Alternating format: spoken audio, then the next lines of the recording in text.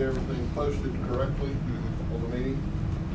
Heather? Yes, sir, we did. Everything's posted, okay. First item, I'd like to introduce our new board member, Ms. Lynn Martina.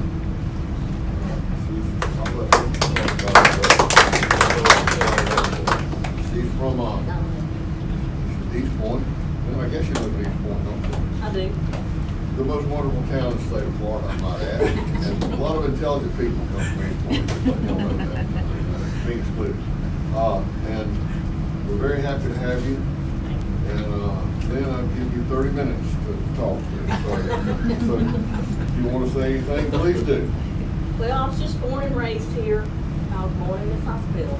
But probably several of us here maybe.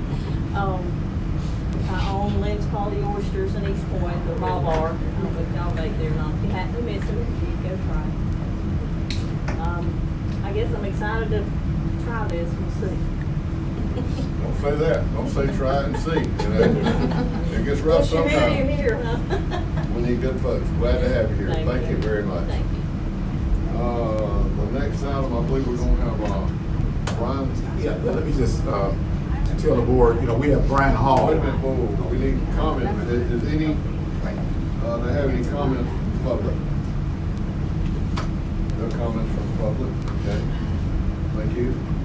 And go ahead. Yeah, so before we get started with the agenda, just to let you know that we have a long agenda today. You know, we have the risk management executive session at the end, and we have to be out of this room by 12 o'clock, so I'm just letting board members know. So I'm speaking there. Now we have Brian Hall. Brian Hall is our auditor. They've been here all week long, auditing the hospital. And so I just wanted him to stand up and come and greet the board. And so you all can, I know Lynn have not met Brian, but I think Chris met Brian Hall before. Thank you, David. Well, thank y'all, and Ms. Lynn, welcome. I look forward to working with you. So, as David said, we are here to get started on the audit. So the first thing I need to say is this will be the only time you do not see me in a coat tie. I apologize for that. I was not planning on a board meeting, so I didn't pack appropriately this week. So yes, we're getting started on the audit very early on, but so far so good. We got Jason working this year, and me and Jason go way back. So he whips a pencil pretty strongly. So the numbers are looking good so far. So we'll try to keep up that momentum and hopefully issue early 2025 if everything goes well. Last year we had a bit of a curveball with ACA asking for a lot of money back. So hopefully that won't happen again. So we'll see how that goes. And then the other thing I would mention is, and you may have heard some of this, but some exciting changes in my firm are coming. So if you hear any news, you can always ask me if you have any questions. But it's a good thing. We're reorganizing, rebanding the firm. We're taking on some additional investment, and that's going to allow us to grow even further, even faster in the future. So we're already about the top 20, 25 largest accounting firm in the country. So we're hoping this will kind of get us into the top 15 or so. So we'll see how that goes. Is it an acquisition? No, sir. We're actually reorganizing the firm as a whole. So there'll be a little bit of rebranding. I'll try to get a new shirt, but same, still CRI, but we're going to change the name a little bit. Basically, we're separating the firm into an audit company and everything else. And then we're taking on some money from outside investors, and then we're going to go acquire additional service firms. So, you know, we are born and raised in a firm in Enterprise, Alabama. That's, you know, right down the road from here, and we're one of the largest firms in the country. So we're still very proud of that. And if anything, this will allow us to continue to grow. So we're super excited about that. But you may hear some news. It's a pretty big deal for these firms. But if anybody has any questions today, I'm glad to answer them. Or I think most of y'all have my cell phone number. You can call me anytime. But anything for me today? Ron, your firm is very familiar with rural hospitals, right? Yes, sir. And you have several of them that you've been doing. I know you've done this several years. Yes, sir. So you're very familiar with rural hospitals. This is all I do, all day, every day. But yes, sir. We work with we have about 200 hospitals in the firm that we work with on any given year. It changes based on the year, but the vast majority of those are either critical access or smaller standalone community hospitals. And we do work with some of the largest health systems in the South, but our bread and butter is community hospitals. What stage are you at as far as the audit for your? Just got started this week. You just started? Yes, sir. So you're just now asking for certain documents? Yes, sir. Just got the trial balances. We have already looked at accounts receivable, which is where I always start. But so far, so good. Is there a standard set of journal entries that y'all have to make every year because of the lack of having the internal controls and that? There are journal entries that have, that's a good question. There's journal entries that have repeated in the past, so we always have to look there to see. Some of them have been AR related, although this year we're not seeing that, which is good. That's what we want to see is improvement. The only entry that we will have to make that's unavoidable is the cost report, because they can't do the cost report until later in the year, so we know what that number is. But I'm hoping that we'll see fewer journal entries this year when you get the board package, and we'll go through that. But you got the right guy. Jason's very strong, and Heather, Sam, and the team there. We're seeing incremental progress every year, so that's what we like to see. Thank you. All right. Now you can take him, lock him in the room, don't let him That's go right. out, okay? Don't let him I'll get back to what y'all pay me to do. Thanks, y'all. Thank you. Definitely stand up, Jason, before we get started. Some of you all will know Jason Bonner. Jason Bonner was a former CEO, one of the other CFOs of one of the other Alliant facilities. So when Tom left, David Olin came in, but Jason also stepped in. So Jason is our boots on the ground CFO here at the hospital. And so he looks young, but he has a lot of experience. You did hear Brian Hall, talk about the competency to work with Jason here. So he's already doing some good things for us here at the hospital. So a lot of your numbers, the grunt work, Jason is the guy that's on the ground here, doing it. So I just wanted to introduce him to the board because he'll be interacting a little later. Jason, step up and say a couple of words for us. You put the numbers guy in the spot, huh? Yeah, that's right. It's nice being Gotta get him to talk a little bit. Well, no, it's good to meet all of y'all. I got an opportunity to meet Duffy earlier this week and just sit down and talk with me. But I've really enjoyed my time here at Weems, working with the folks, working with Heather. She's been great to work with, David, working with Sam. So I really look forward to spending more time with you guys. So, appreciate the opportunity. Thank you. Tom did an excellent job. Everybody did, but it's always good to get new eyes on something. Yeah. It don't hurt anything from a very competent person that's got a lot of experience. I know the auditor, you worked with our auditor before. So he's very, got a lot of confidence in it. So that's always very good. And so Jason numbers may be a little bit more conservative than what y'all seen in the past. How many hospitals does Jason have? Let's see how. How many hospitals are you the CFO of? I work closely with 2 hospitals as far as like being boots on the ground. You make the journal entries for them and the other over there at the other hospitals? Yes, sir. Yes, sir. Okay. All right, we're good. All right. Let's see.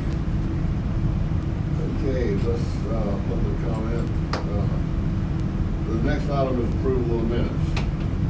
Do I have a motion to approve the minutes from last meeting? I've read them.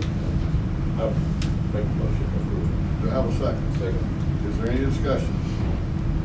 All in favor? Aye. All opposed? Passed. Okay, now we have an employee of the month, Mr. Walker. Yeah, Mallory Shirer, she's our radiology tech. She was off today, right? Yeah, but she thought she was about to take it in. But let me just read here. Mallory has been working with us for a while, but the person that nominated Mallory said Mallory has always exemplified the meaning of a team player. She has more than once helped carry the radiology department by being available to cover shifts, responsible for scheduling or problem solving for the department. Her morals and values that she demonstrates earns her the utmost respect throughout the entire Weems organizations. We're very to have Mallory to be a part of our Weemsmore Hospital team. So Mallory is a young lady that grew up here, went off to school, moved back into the area, and and she's been working with us, I think, maybe 3 years now, Courtney? 3 or 4 years? Maybe, I'm not sure. Yeah, but she's really is a person that has Three. really. Her mama says three. That really have gone, over and aboard of what we're doing here. And many days I can see Mallory, walking patients out, they're doing their CT machine, which we're gonna put in my office. I'm tired of people walking out of there. But just the demeanor that she has with the patients, So she's a great benefit to the organization. And probably at the next meeting, I may bring her in here. She's working, so y'all can meet Mallory. But she's really a great addition to the hospital. She's very, very, I mean, it's nice to have some people that live within the community, but every time she walks past my office and has a patient, I'm just thankful she's here. And she works day shifts. She truly just connects with the patients, knows how to talk to them. She's calm, gets her job done. We're thankful for her. Yeah, she brings down the anxiety level. Those Yeah. patients sometimes have anxiety, but they begin to talk about family and things like that. Before you know it, CT is done, she's rolling them back out. Yeah, she does a good job. Well, we need to thank her some way. Maybe if somebody's board members can come over anything, you put Court in, go in and introduce us. Okay. Yes, sir. That's a good idea. Okay. The next item, I think Dr. Conrad is not here today. Courtney's gonna take care of this. Dr. Conrad's on an airplane to Vegas. So he's not with us, but You think he he's our asked me. CFO, huh? Yes. So he asked me to just go over this, the med staff report. We have med staff meetings quarterly where we meet with the different physicians, whoever can make it, and we have physicians on the call. We review any complaints, any peer reviews that are done from the physicians, and then go over other things that are topics of interest. So we also have to approve privilege requests. And so a lot of these, you can see there's a list of privilege requests. Most of these are consulting privileges. On that long list on the top is physicians, radiologists from Vesta, which is our radiology group. And then one for Dr. Hawkins, who's with Southland, and Dr. Jacks and Dr. Tangloud, who are also with Southland. And then the nurse practitioners at the clinic, Dana and Suzette. So all those were approved, but it's just something we have to do. So. I've been through the process. Yes, sir. Vetted. Better did all the paperwork, and Dr. Conrad signed off on all's been taken care of. And the only thing he asked me to mention today was to stress the importance of the need for an ultrasound machine. We have one, thankfully. We have a tech that lives here in the community, because otherwise we likely wouldn't be able to provide that service. We weren't able to until she was available, so we're very grateful for that. But we had our machines we bought it, and they can tell you more about that, but we bought it, I think it's 2009. About 2018, the machine was built in 2009, but we bought it in 2018. Refurbished, and because we wanted to. Hold on a minute. Do we need to? Oh, yeah, go ahead. First of all, before we get to that, do we need a vote for the board on these? Yeah. Yes, sir. Yeah, okay. Okay. And they have been properly vetted. Yes, sir. I mean, nothing deep new and everything that we're gonna have. We have a motion to approve this list. So moved. Do I have a second? Second. Do I have any discussion? All in favor? Aye. All opposed? Okay, now let's move on. Okay. One comment. About 3/4 of those on that list, though, are all from that radiology group. Oh, yes, at least, Yeah. yes, sir. Yeah, that's just. I think that's their whole Anybody that's corporation. involved, anybody that's Yeah. involved, gotta be on there. Right. Yeah. Anyway, but we'll, probably let's talk about ultrasound coming up on the Courtney's report. But she's on, she'll stay on there. Yeah. So Okay. But that Conrad just wanted me to express the importance of that machine and the service that we offer to patients. Okay. Now, clinical services report. So then I'm going to talk about the travel team. So we thankfully were able to get Amanda Bird as a local. She's grown up here, and she's lived. So she was working previously. She worked at some other facilities at the Capital Regional, and when we got approval for the ultrasound machine, we thankfully were able to get her back from Tallahassee to work here. So she's been working with us. The machine's in 2009. We got it in 2018. She's been with us since then. And she works, she's here Monday through Friday, 8 to 5, but she's on call 24/7. And she truly lives on call 24/7. So days, nights, weekends, it doesn't matter, she's our only ultrasound tech. We have put out for PRN help, but they're just simply aren't ultrasound people around here in our small community. So very important for things like pregnancies, DVTs, lots, I think that's probably what we do most often here. It's very important. So we had some issues with the machine. It didn't work recently, maybe about 3 weeks or a month ago. We called GE, correct me if I'm wrong on this, we called GE, this GE machine, which is what Amanda had worked with previously, her favorite machines, what she was trained on, and good machines, you know, we just bought the GE Memo, so obviously good machines. And we called them and they were unable to fix it because they don't make parts for it anymore. So we actually had to get somebody to fly in from Nashville a week or two ago. 2 weeks ago. 2 weeks ago to fix this machine. And they had to come twice. And so it worked, she did some ultrasounds, and this morning it won't stay on.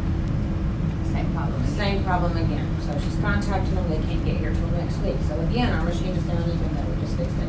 So this is happening again even before we knew and have this on here. So our action item today is to possible approval of a new ultrasound machine. We do have the quote from GE. We had another quote as well, which is a little bit different machine than what we really wanted, and it did a little more than we needed. But the quote from GE is what we would like to get approved. That's the machine. That's the updated new machine of what we have now. That's what Amanda's comfortable with. That's the top of the line machine. And For a it's, discounted price as well. yes. So Okay, let's stop right there. So the purchase is gonna be over 100,000 basically. I think it's 115. And let's have some discussion on that. So you want the board, you want a motion to approve, right? Yes, sir. Then we'll have discussion and then vote, okay? So We have numbers inside the report that are gonna be return on investment, those things, types of questions that we need to go through. we're gonna talk about that, but we gotta have a motion to talk about that. So I have a motion to approve the money. Do I have a second? Second. All in favor? Aye. All opposed? Now, let's have discussion. Okay. Okay. But before we talk about the numbers, come on, Jason, you get up. Jason, you know, did return on investment here. So, let me just give you a historical perspective. In 2018, you know, we were on the board, we was on the hospital board. You know, we realized that a lot of our patients were going out of town, Tallahassee, Panama City, you know, some St. Joe for ultrasound. So we decided as a board, you know, let's bring ultrasound to Franklin County. You know, we tried to hire a tech, ultrasound tech for many years. And then in 2019, you know, we kind of had HD Canada, and I believe at that time, reach out and try to, you know, reach out to Amanda, you know, try to sweet talk Amanda to come work here and start this particular program. We got the machine, it was a refurbished machine at that time because it was a new program. So Amanda, you know, started the program from the ground up and now has built the program to where it is today. And so I think that's very important. The machine that we had here cost us about $4,100 to get fixed. You know, the advantages of having a new machine, you know, you have better penetration within the body, you have better image quality, you know, high frequency. You know, there will be no other financial costs for training, you know, if we with the new machine. But the new machine has an AI feature also, then we can always add things to the machine. You know, I believe that our citizens in Franklin County deserve the best. We have the best what we can get here. Then I had Jason just put some emails, you know, do like a performer for us. So some people don't know about that. That's almost like a comparison, you know, our return on investment. You may hear this word ROI. It just means your return on investment. You know, how long will it take you, you know, to pay off the machine, the services. So Jason, there may be some questions about the performance, and can you come talk about that? We have that handout? Yeah, it should be in the back there. Let me mention something too that I wasn't aware of. I went and got my physical, Suzette, and if you're over 70, right? Or if you're over 70, if you've ever smoked over 120 cigarettes, well, if you went to college, you damn sure did, okay? Excuse me, but I'm just saying, okay? I mean, You could have been smoking some other stuff. Yeah, don't tell him what. Doesn't him. Anyway, you have to explain what, I don't know quite. They will pay for a one-time screening, aorta screening. If you have a Because history of said smoking. To be, so. Look for dissections, aneurysms, So plaque that's buildup. another way that this is going to come into use, I guess. I mean, Oh, yeah. when people get physicals, they're going to be, it's going, their physician's Right. going to recommend. Yeah, that's if a they're great over 70. screening tool. My father had a 8 centimeter aneurysm in his abdomen and didn't even know it. He went in to Sonala's office, of course, that was a long time ago, and they discovered it doing an abdomen ultrasound. His brother, unfortunately, didn't get to the doctor in time, and about 5 years ago, he passed away because it ruptured. It's a very, very important screening tool, and it's free, you know. Well, I had mine yesterday, and if we wouldn't have this machine here, I'd have to drive to Tallahassee and go all do it. And of course, I spent a lot of money with the sound and all that stuff while I was there. But anyway, very pleasant experience, very professional, and I mean, you know, I hope I don't ever have to use it again, but that's something I guess. Get over 70, get physical, they're gonna recommend it. And 70, is it 70 or 60? 67, 70, I 67, think, something maybe like that. 67. So, anyway, so I just wanted to bring that up right there. And go ahead with your other. Okay, and so there may be some questions, I guess, discussions. And so if anybody have discussions about the return on investment numbers, you know, that we've done here, I have Jason here also. If anybody have any other questions for, clinical questions for Amanda, you can ask those too. So, board have any questions? Yeah. Can we walk through your spreadsheet? Sure. Explain it to us. Yes, sir. So what I did, I took the, well, I got from Heather what the reimbursement was from the three largest payers in the community: Medicare, Blue Cross, and Medicaid. So you can see the 128, the 164, and the 104, and that's what those three payers. All right, slow down. 128, 164, okay, that's the summation of what? That is what Medicare is willing to reimburse for an ultrasound, and what Blue Cross is willing to reimburse. Per incident. Yes, sir. That's what it is. Excuse me, Jason, show them the paper, the board, the paper that you're reading off without. Yeah, we got it in here. You got it? We have it here. Yeah, here. Okay, got it, okay. Got it. Okay, it's in there somewhere. Courtney, it's right before the pamphlet on the proposal. It's right before the GE quote.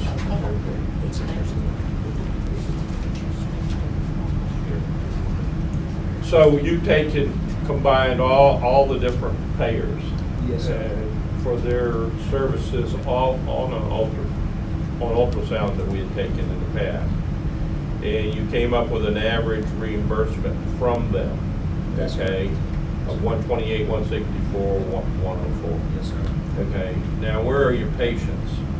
Yearly procedures. Yearly first. procedures, prior year, fiscal year 2024, the hospital did 447 procedures.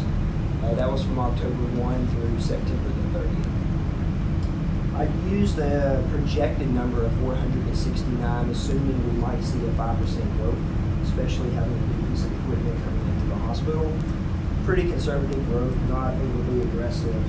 So based on 469 procedures, assuming we have a good mixture of Medicare, Medicaid, and Blue Cross, we could combine, if you take those three combined, we could have a reimbursement year one of about $62,000, year two about $62,000. So the return on investment is you could basically pay off your equipment in 2 years. Jason, let me just say this also. The project, he did a 5% growth. When I looked at the data last week, maybe, you know, our ultrasound department did a 20% growth, over 20% growth, and we were closing days in September. And so you see a 20% growth, you know, just by this fiscal year alone. So 5% is very conservative. So I just wanted to throw that out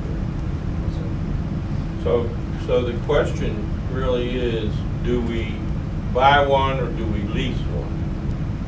Yeah. If you want to stay up to date. Now, there were some new facts that got me off on this question of, well, trying to fix the old one. And those new facts are, that's a 2009 machine that you leased or did something with, bought in 2018 or 19.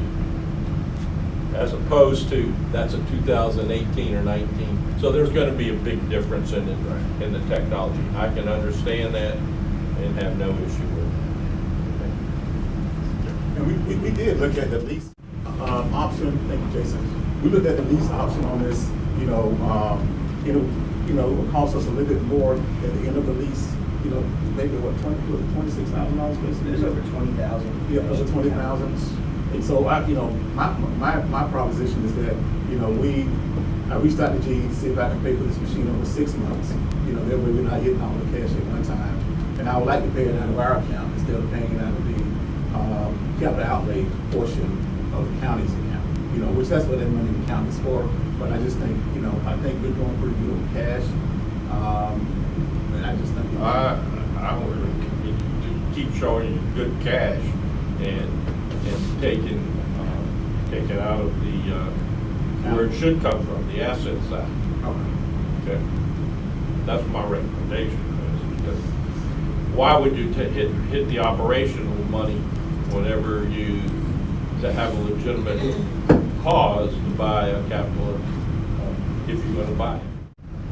And then if you lease it, there's a whole new set of rules that go into how we can write that off, right? So, I've got a different opinion on that. We're doing financially real well. I don't see the need that we're going to fall back any. And I think we'll be a lot more responsible taking it out of our operating capital than operating fund than going to the county and getting out of that asset fund. That asset fund, I'll call it an asset fund, is hopefully one day we'll build a new hospital. And if we keep dipping into it, we got to show that we can be standalone as much as we can financially able to. And I think this is a good way to show that. And that's my thoughts on it. So board members, Do you intend to transfer this piece of equipment to say if you get a new emergency room within 2 years, 3 years, you start construction, so you can transfer it over, right? Yeah. So if you had a new building already and you were going to equip it, would you take it out of the fixed asset side, or would you take it out of the revenue side? we'd take it out of the asset fund then. But this is So the what's case. the difference in the analogy? We're not doing it. We're doing it this way. That's the difference. We are purchasing this way. I think the hospital is, I think it'd be fiscally responsible. I guess I pronounced that right. Fiscally responsible. That we've got the money, and if we can do it, you're talking about 100,000. We got what, 2.9 million in reserve? I'll call it reserve. 2.9 million. For what? And cash on hand, correct? Yeah. 2.9, 2.8, and that's what we got it for. That's what we got it for. And I can't in good conscience just pull it out of that other fund, because we've got the money. It's not going to be a drastic hit on us. $100,000 is a lot of money, but we're making some nice money now. That's my thoughts. That's all I got to say. I can't vote on it anyway, but I'm 2 cent worth. Bill? Well, do we have a typical fund that we set aside for capital improvements or That's the money that we would have to spend to upkeep the equipment, or do we have that kind of fund that we have? I mean, that's where you would really put some of that cash is in something to as a reserve for these kind of things where your equipment goes down, or you have to renovate something or buy a new piece of equipment. That's on us. We ain't never had enough cash To do that. Yeah. Bottom line. But I think the answer to your question, Mr. Barry, is that I think we have to prove to the Board of County Commissioners that we can stand on our own 2 feet.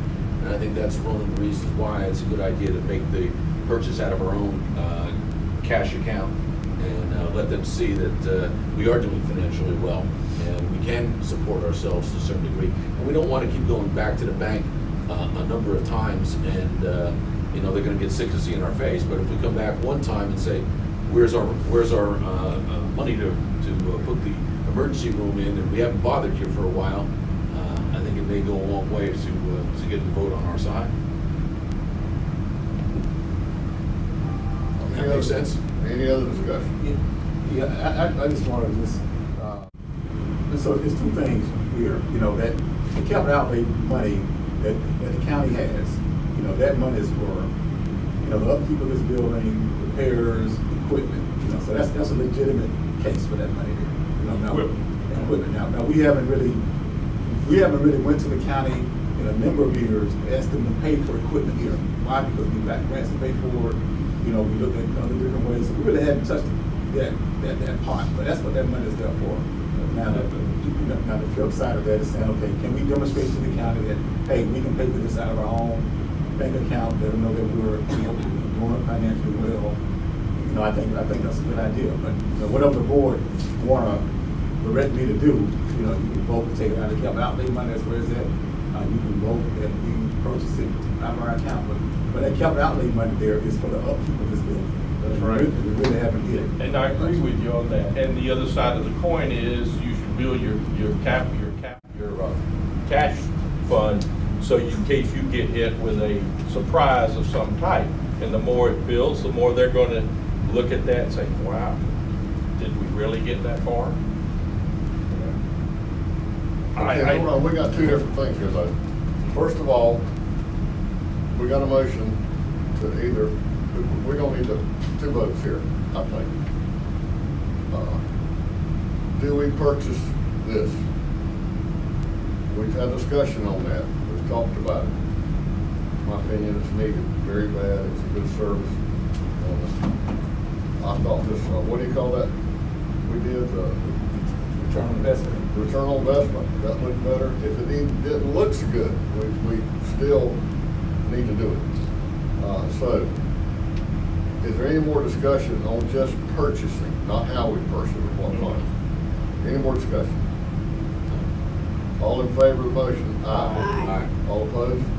Good. Now let's talk about, do I have a motion to I don't even know how to purchase from the hospital funds? I make a motion. Do I have a second? Second. Okay, now let's discuss that. Any discussion?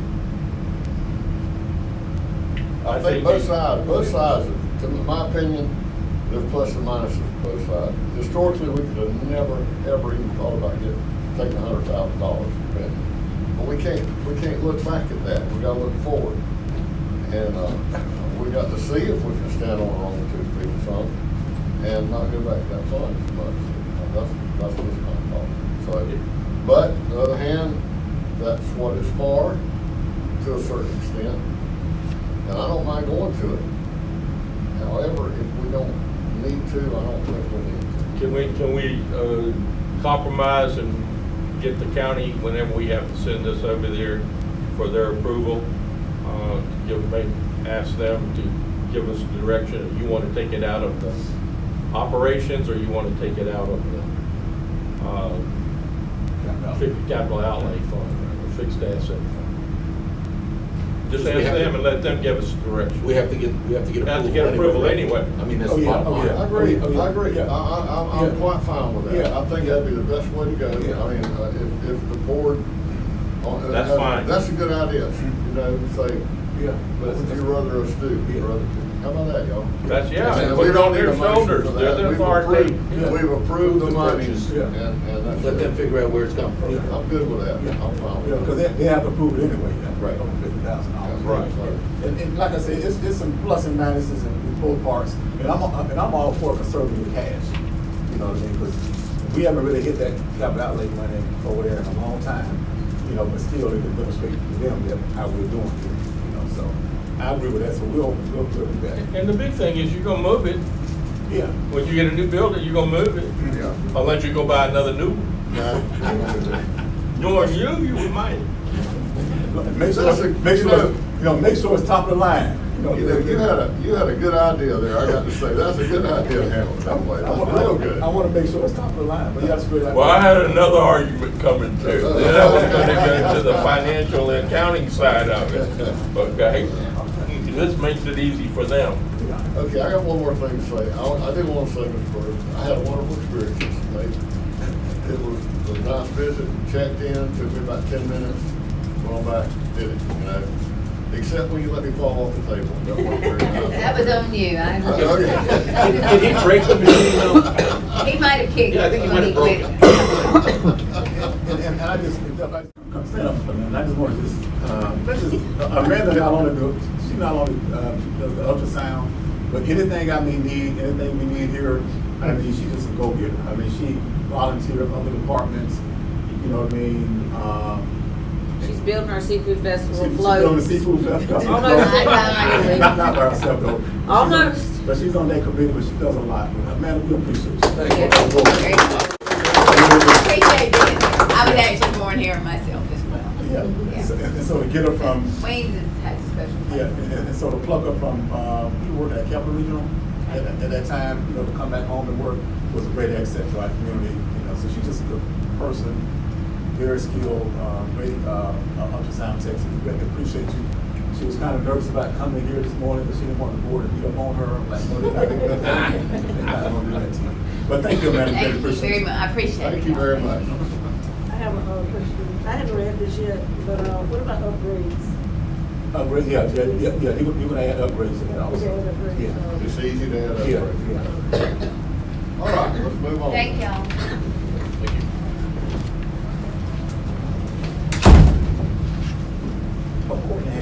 Courtney, you got anything else, Courtney? Yes, sir. You keep stirring it up, don't you? I didn't get this to you guys via email when I wanted to. I didn't send it out to you yesterday evening because I was covering the shift on Tuesday. But I sent everybody a copy of the proposed change to one of our policies. And I made copies. The highlighted area are the only changes. This is a 7-page policy. I do have one copy of the 7 pages. I didn't make you all 7 pages each because the only change is. Okay, we talked about this last. We did. We talked about it last time. So this is our tuberculosis testing. We have to do this on all new hires. And we used to have to do it annually. The CDC changed that. So once you have a clear screen, you're clear. But we have to do this on all new hires.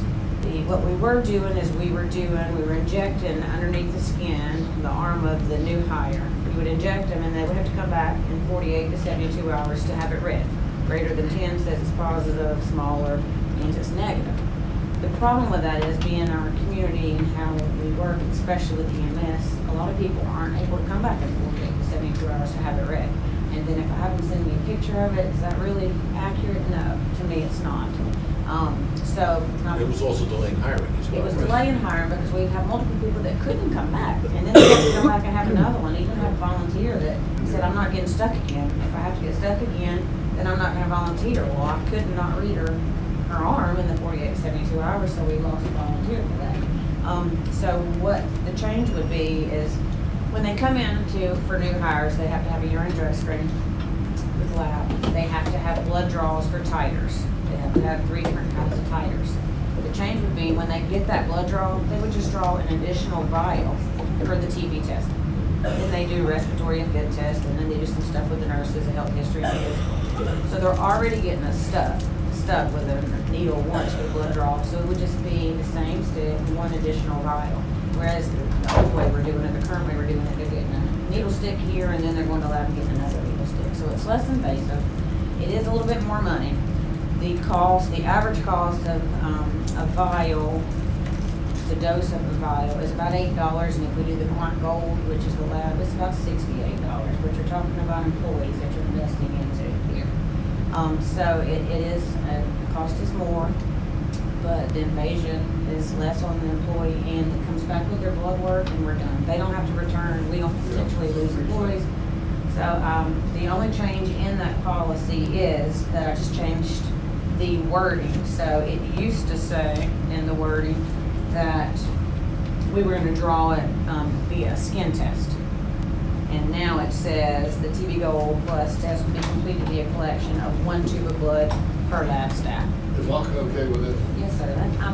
That's the way, I don't wanna say everybody, but most everybody does Just it. because you test positive just means you've been exposed. It don't mean Just you means you've been have exposed, tuberculosis. yes. And that didn't change, it didn't change anything else in the 7 pages of the policy, except later when it talks about tuberculosis exposure. Are you I just asking for a had to- motion to approve this? To approve this so that we can just do a blood draw one time, stick. Do I have a these motion to bullets. approve? Do I have a second? Discussion. Yes, the first paragraph, in the first paragraph, opening sentence. Take a look at that sentence. I'm not an English. Under policy or? Under where? Under policy, yes, sir. Oh, I didn't You retype might- all that. You might want to fix that, sir. Okay, that's old, that's from 2011. I only did the highlighted areas. That's not me, but I will review the whole 7 pages before we have to process It it. is an open sentence. Okay. All in favor of approving this? Aye. All opposed? Thank you. That's all I have. Unless y'all have any When you get a questions. win, you leave. But she'll be back later. Yeah. That risk management meeting on this, Right. it's gonna really be very interesting. Okay, next item on the agenda Okay. is, let me see. We'll have Susie here tonight. She's at the front desk. We got safety. Safety. Very good. Susan's at the front desk today, so she's not here. Okay. I think our clinics are doing real good, aren't they? Yeah. Very good. Yeah, I think. Okay, Craig? Safety environment. Good morning. I really don't have a whole lot since we've been having all these hurricanes and running from them. And we do have all the new metal doors installed. We're in the process of painting them. They're working very well. We had 4 new wooden doors put up in the ED entryway there due to hinge failures. Now they have a continuous hinge. We won't have that problem anymore. Some of these doors, you'll notice the main ones that we go in and out, and mostly patient staff, you're going to see a blue bar across there, blue piece of tape. It is a infection control piece of device. It's I don't have all the technology stuff on it. It's copper infused, but it cleans itself automatically for up to 6 months. Wow. And yeah, so we put those on all the main Door handles? push panic device. Cleans it automatically. Yeah, yeah. You don't get shocked or nothing like that? No, no. You Kind of go- like copper top, the elbow stuff and all walk that. Yeah. Barefoot and do it and everything, right? Yeah, but I just, doing some of my research, I came across these and I thought, you know what, let's try it. So you peel and stick them on, and then, but they clean themselves. They probably they say they'll last up to a year because it's just, they're new technology. But I thought, well, we'll go with the 6 months and change them out. We'll just peel them off and put new ones on as they wear out, so. Don't you wish you invented that? Yes. Yeah, a lot of things. I mean, so simple. I say simple because, like I said, I don't know all the technology that went into it. But the biggest thing is it's the copper infused, and that is the key factor there that keeps it clean. But yeah, hopefully we don't have to run from this next storm. I'm watching that. I think we've got 50% development by 7 days. So, but yeah, I don't think so. Hopefully this cold front maybe will move down. Northeast. For us. And let me just, I think we're gonna get to the floors in a minute, but let me just talk about the disaster preparedness. Craig is our leader, our lead on disaster preparedness here in the hospital. We in the EOC, as well as Randall. So we did a whole lot of preparation. That we got out of the building. We had to come back in the building. The only way you come back from ARCA gives you approval. So ARCA is the agency for healthcare administration. And so we came back in at a record time. Usually, agency for healthcare administration, something happened, they don't let you back in the building. Hurricane Michael happened, they didn't let us back in for a while. And then when they let us in, they told us they didn't let us in. It became illegal. And so, but Craig did a good job. ARCA is healthcare administration, working with the Department of Health. So the team here did a great job staying on top of things there. So I just want to echo that. The floors, talk about the floors. So basically, when you have mandatory evacuations, then ARCA, you can to open up, Octa's got to have. They're gonna come and make sure we have no damage. Oh, okay. And, David had created us a, thread, as it's called, on your phones. So all the department managers were together. And, we all communicated the whole time we were gone. Kept in touch, what was going on, anybody heard anything. Well, on our way back, we got a call that Aqua was fixing to come here. And, so I'm a couple of hours out. So we had Brian, from radiology, just happened to be coming already back. So we called him and got him to meet them up here. So, he said, well, they're fixing to go. And I said, I'm right here. So I got here and, walked back in with him. We walked through and he said, okay, y'all are all good. Signed everything, we're good to open back up. So, we were back up and then, we got with Courtney and nursing, called everybody on duty to come back in and open back up the 7 p.m. shift and just started moving like we hadn't even stopped. Yeah, I got a call that morning. I was talking to the opposite supervisor. She said, yeah, David, we're doing a coastal tour. And we'll be at your hospital. We'll be at your hospital in in 10 minutes. I'm like, what? Excuse me, I'm in Dothan. But we found it, we got it taken care of. Yeah, and then that day, or the next day, I think National Guard came through and just they were doing a round check around the state. So they pulled in, they came in, and we told them everything was good. So, but doing all this, my part, the other part I have to do is a timeline.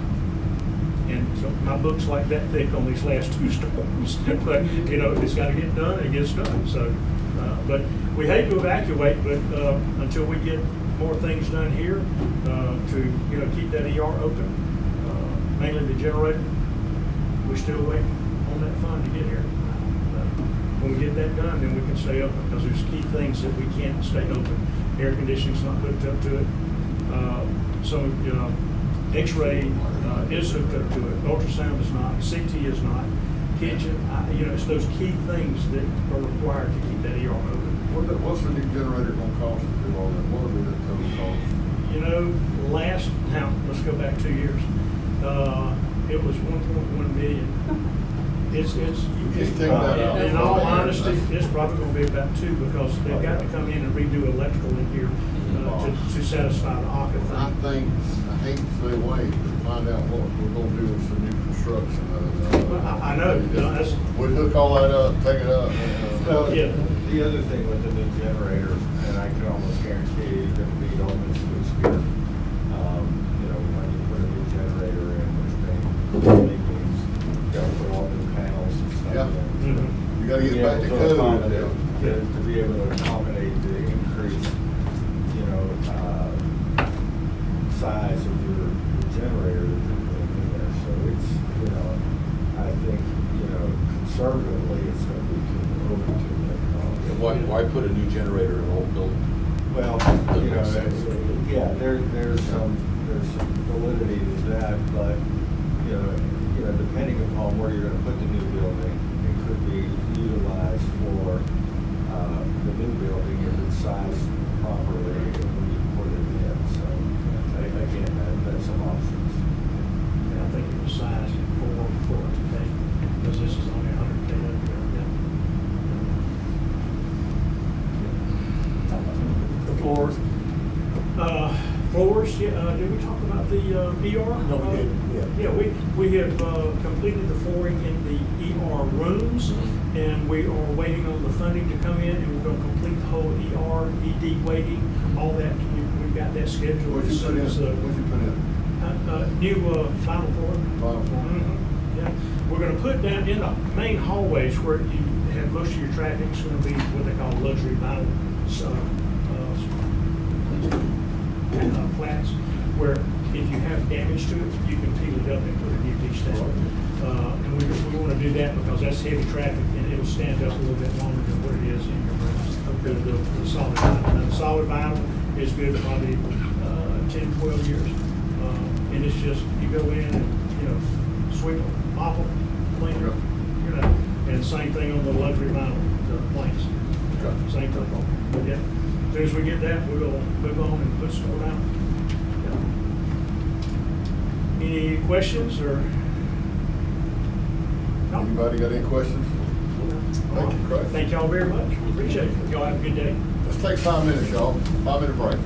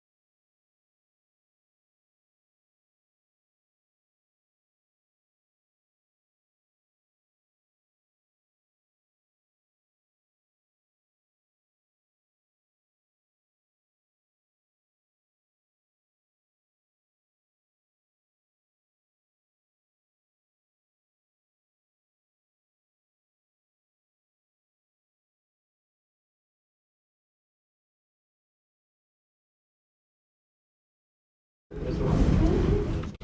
what's next here. Finance, CFO report. Mr. Bowling, I forget. Got all my notes. But yeah, before I get started, I wanted to mention too, just kind of reiterate what, well, a couple things. One, Brian, I'm glad the audit's underway. Very, very encouraged to hear that, as Brian mentioned, things seem to be better or getting better, progressing better, and that's always encouraging to hear. I think what Brian and his team have brought this organization as far as their expertise, as he mentioned earlier, in rural healthcare and rural hospitals.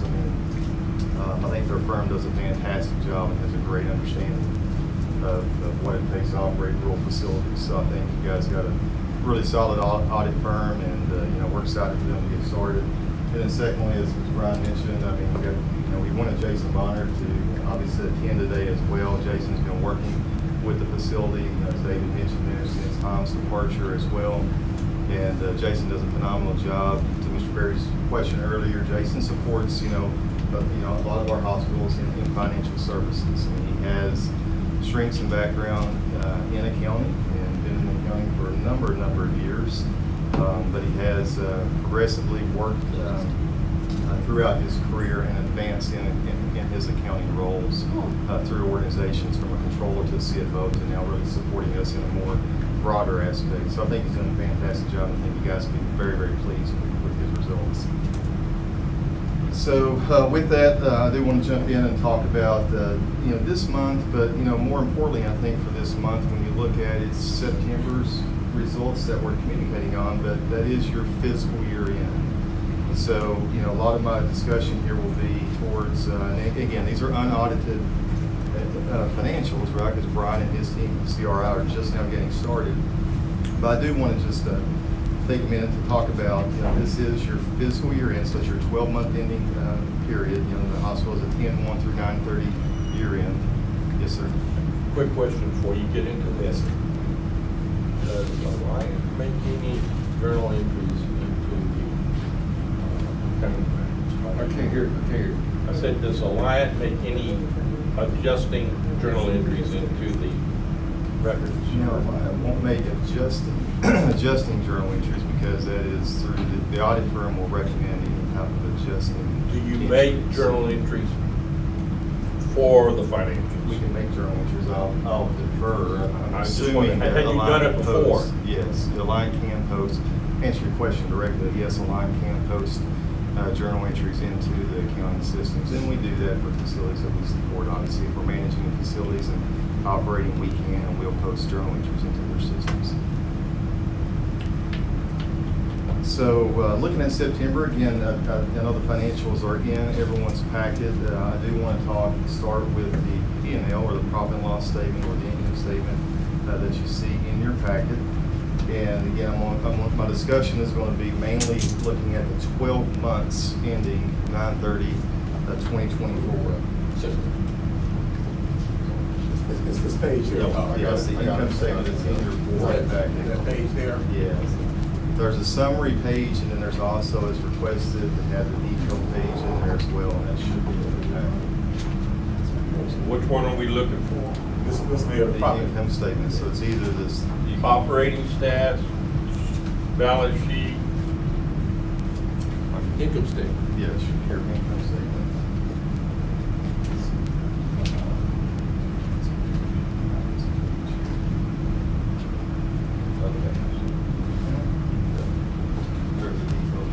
And then, is that tracked according to these graphs? Yes. Okay. And that's not going in the right as well.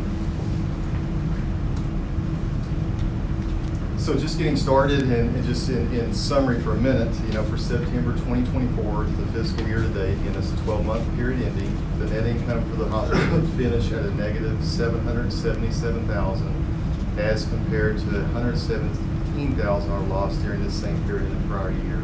Now, I want to talk about some key drivers that did significantly impact, particularly some results in September. And that was just, again, accounting treatment to put the hospital in position before the audit process started. You said we have operating loss of, Give a net income loss fiscal year to date, Net 12 income. months, yeah, the 12-month ending, Okay. of of $777,000. 700,000. I got a question for Yes, you. sir. Depreciation, which I always harp on. 583,370 something. Is that part of that loss? That is part of that number, because this is net income loss, so it is after depreciation. So, here it is, my opinion again. I know you have accounting principles and everything. The only thing that means to me is we get more money, that depreciation. Okay, as far as our bottom line, cash, that means nothing to it. That's Correct? That is, Except- that's right. Except it is an operating expense, therefore we get more money on the cost report. Yeah, the mechanism with critical access, I mean, a couple ways I'll answer that. One is depreciation, yeah, that is from items that have been previously purchased that are put on the balance sheet as an asset. That asset is depreciated over the useful life, or the determined useful life of that asset, and you're reporting, recognizing that expense as depreciation expense over the life of that asset. So that's, to your point, cash has been spent in previous periods and or lease or whatever mechanism you've utilized to acquire that asset, but it's depreciated over the life of the asset through the P&L process and balance sheet. The second part of the question is you mentioned getting paid for that service. Now, under critical access, you are able to include that depreciation through your Medicare cost report and able to get reimbursed through Medicare's mechanism as part of your critical access rates. So yes. Your base operating. Okay, when you look at them numbers, it's just, when the first glance, unless, and I kind of harp on it, that's, and I won't say it's not a true picture of where we're at, but you take the depreciation out of that, which don't take any money out of our pocket, and the numbers look a lot better. Okay, so. And you'll hear, Okay. I want to make sure that. You'll hear folks mention earnings before interest, taxes, depreciation, and so forth. And you'll hear terms like that, and that is like cash flow, because depreciation is the previous period type of cash transaction. So just different ways that you can communicate that information. What's your question? Other non-operating revenue, that's where we fell down this year versus year-to-date last year. What is that we're missing in the non-operating? Yeah, and that's one of the, Bill, that's a great question, because that is one of the impacts that did significantly impact the month of September. Yeah, let me put some context around that. The hospital does receive and has received a rural hospital capital improvement grant. And, the grant that was received and recorded as income during December of 23, I think it's November, December of 23, roughly $400,000. And the intent for the money is to be utilized for the CT. And there is a round 2 of this money, though, that's going to be involved. And David and team are going to utilize that money to do the build out to be able to bring the CT in-house. There's some remodeling and so forth that goes in place here. So before the asset can be acquired, some work has got to be done to make that transition happen. So the accounting treatment on this $400,000 cash was received, it was recognized in income in December of 23, but in theory, that asset has not been purchased or put into service yet. So that money was taken out of income, or back from income, reclassed from income, and put onto the balance sheet in a deferred revenue, which is a liability, until we're able to actually physically acquire the asset and put that into motion, or put that into service. Now, that's going to take some time because the second round of the grant here is going to utilize for the remodeling project and so forth. So when that is done, then those monies will be released at that point. But it's just an accounting treatment in preparation of the audit process because, as Mr. Berry pointed out earlier, auditors suggest adjusting entries. We know that would have been an entry that more than likely would have been suggested because, unfortunately, the asset hasn't been put in service this year yet. So moving it out of income, putting it on the balance sheet is deferred, and we'll recognize that once the asset's put in service. So that's a great question, Bill, as far as that change that was in my notes to explain. Is that one reason why we have such high net revenue and such a low net income? I wouldn't say that for net revenue, no, and I'll jump into net revenue to kind of help explain that. When you look at net revenue, and again, I'm going to walk down the income statement just to kind of put a little more context around everything. But when you look at the gross patient revenue, that's your top line on your income statement. You look at gross patient revenue, that's what we charge for the services that's being provided here for patients. And the hospital did finish at approximately $16.7 million for that 12-month period, which is up about $1.6 million or 11% versus this time in the same period in the prior year. So the 12 months ending this year finished about $1.6 million or 11% higher in chargeable revenue for services that's being delivered here. Some key drivers behind that is, patient revenues, as you look within that detail, it's up across nearly all service lines. I think AMN or the EMS is the only one that is down, and there were lesser runs.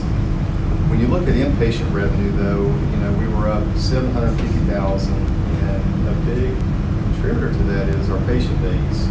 Patient days were up approximately 60 days, or 12%, versus this same period in the prior year. So versus last year's 12-month There period. might be some of the swing bed. The nail on the head. 59 of those 60 days is related to the swing bed program. So that was a significant driver behind some of that revenue growth that the hospital did experience. In addition to that, though, outpatient revenues were up approximately $973,000, versus this same period in the prior year. Outpatient visits is a big, obviously, main contributor to that. Outpatient visits were up 566, or 19% versus this same period in the prior year. The mammography services, when you look at some of those key projects or key programs, the mammography services, contributed to approximately 246 of those additional visits. Additionally, the infusion program contributed to about 85 of those visits, and then also recorded within the outpatient activity or the outpatient revenue on the income statement is the ER. The ER is categorized as outpatient on the income statement. And the hospital did see ER volumes of 136 visits, or roughly 3% versus the same period in the prior year. ER volumes at the hospital do continue to hold steady. What I mean by saying hold steady, you're seeing approximately 400 or so on average on a monthly basis, 14, 15 visits per day. However, this is where I want to correlate the month of September into this conversation too, is that when you look at, there was a slight decrease in the month of September from swing beds and ER and other visits. Obviously the storm and the preparation for the storm and closure of the facility impacted the organization. And that is another contributor behind just the month alone's negative performance, because, when you put that in context, the hospital was closed. David helped me on this, at least 4 days of interruption there that we experienced. And you look at chargeable revenue per day, hospital charges about $46,000 per day in revenue for the generation of services. That's on average for the generation of services. And when you're down 4 days, you're not charging any revenue.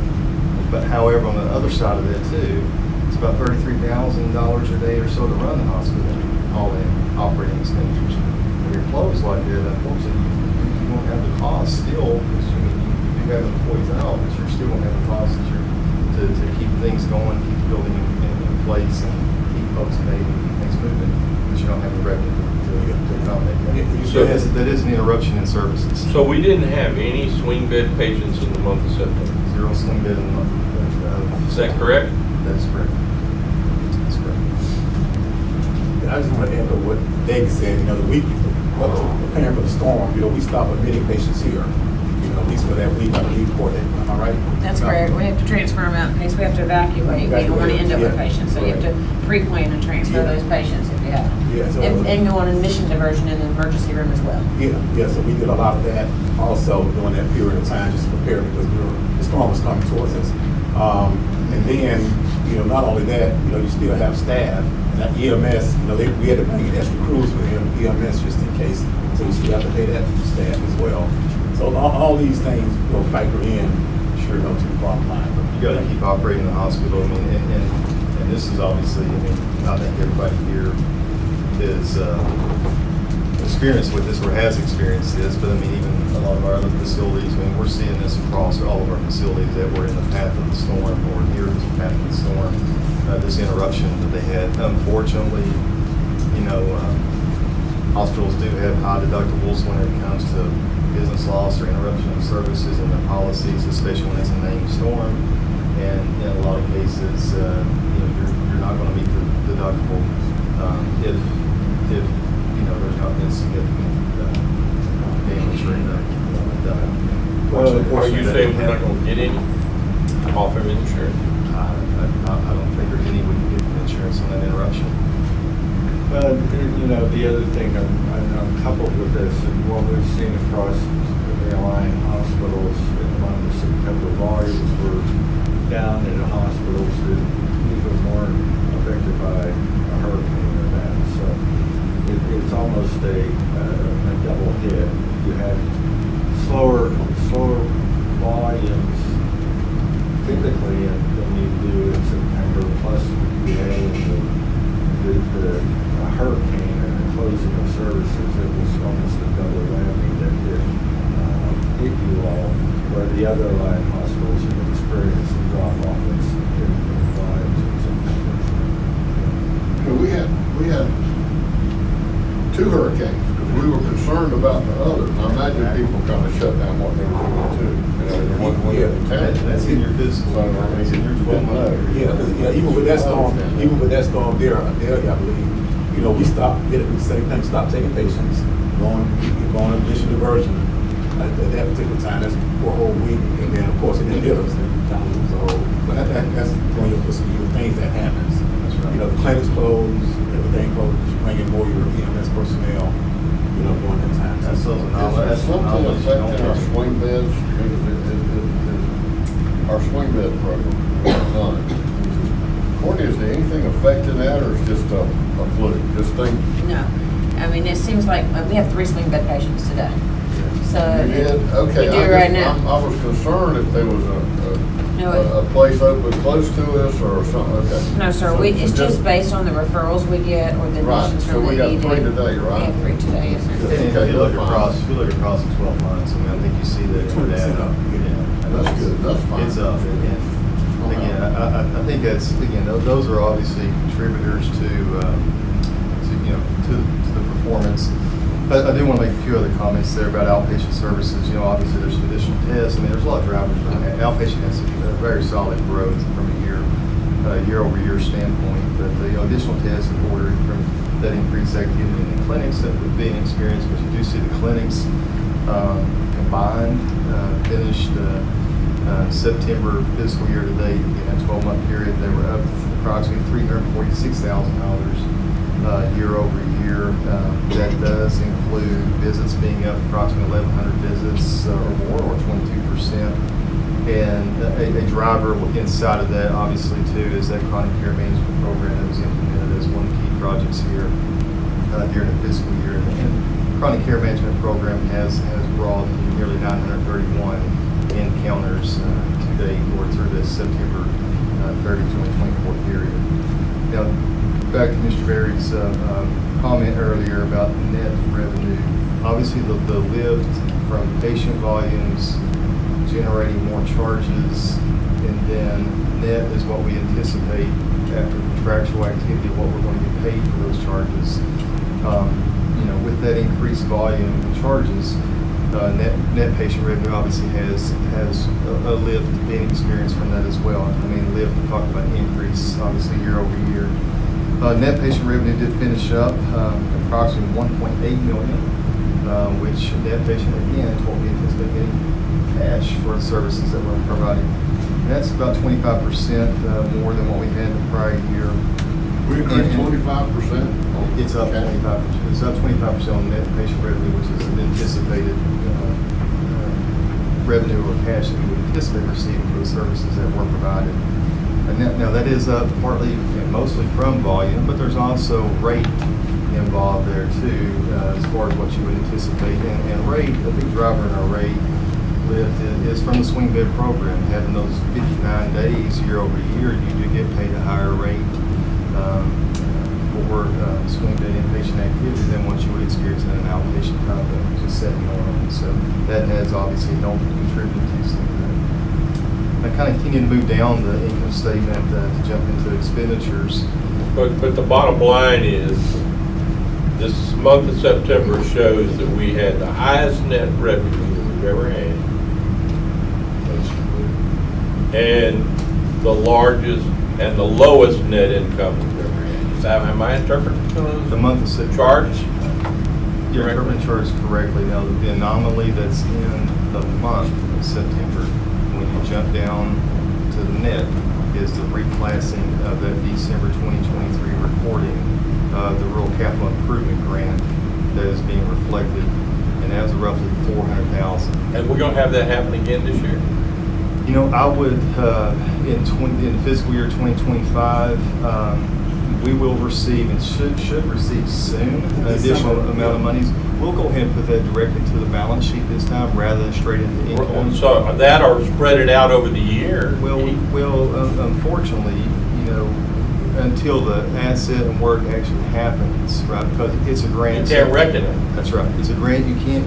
You got specific strings, if you want to call it, attached to that money that's going to be utilized for the purpose of that particular money. So we have to utilize. But you could set a reserve, right? Where you're going to hold on to the cash. You got the cash. Yeah, the cash is there. All you want to do is try to make the financial statements look even, smooth it out. Not until you actually start putting the asset into it. You know you're going to use it. Okay. Just let's talk about that. The new monies, we should be getting that in December because we signed the invoice maybe early this month. Yes. Yes. So we should get that new money in December, and then we'll go ahead and purchase the CT machine and then get approval to renovate the office. The only reason why we didn't do the CT machine, we could have purchased it. Then where you gonna put it? I didn't want to put it out there, at that time. So the state kept out late last year, 3 years to spend it, but hopefully in 2025, all that grant money will be spent, and really the bottom line being will look a whole lot better. And Mr. Berry, it will be recognized. If that activity does take place, it can be and will be recognized through that process.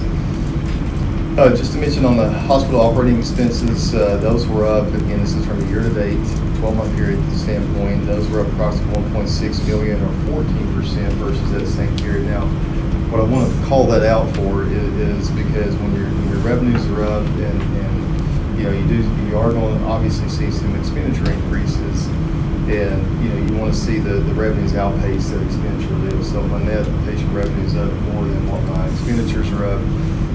Hopefully, I'm contributing more to a more solid performance from a bottom line standpoint. Some areas that I do want to mention, though, and I think it's important to share, with the expenditures being personnel costs, which that's your largest expenses that any organization typically has. That's your people, that's your benefits and so forth that go along with that. Personnel cost was up 1.2 million of that.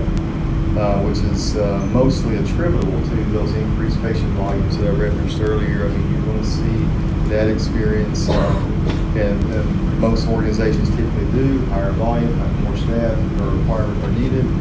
There were some rate adjustments, market rate adjustments, and those won't be proposed in the 2025 budget as well. There's obviously some activity that needs to take place to continue to maintain, retain staff within your organization, and then of course, say debate or fight or argue or however you want to say it, this battle every year with employee insurance, medical insurances, and we see those rises in premiums that unfortunately that we do get faced with and constantly have to renegotiate. But those unfortunately are increases in operating expenditures.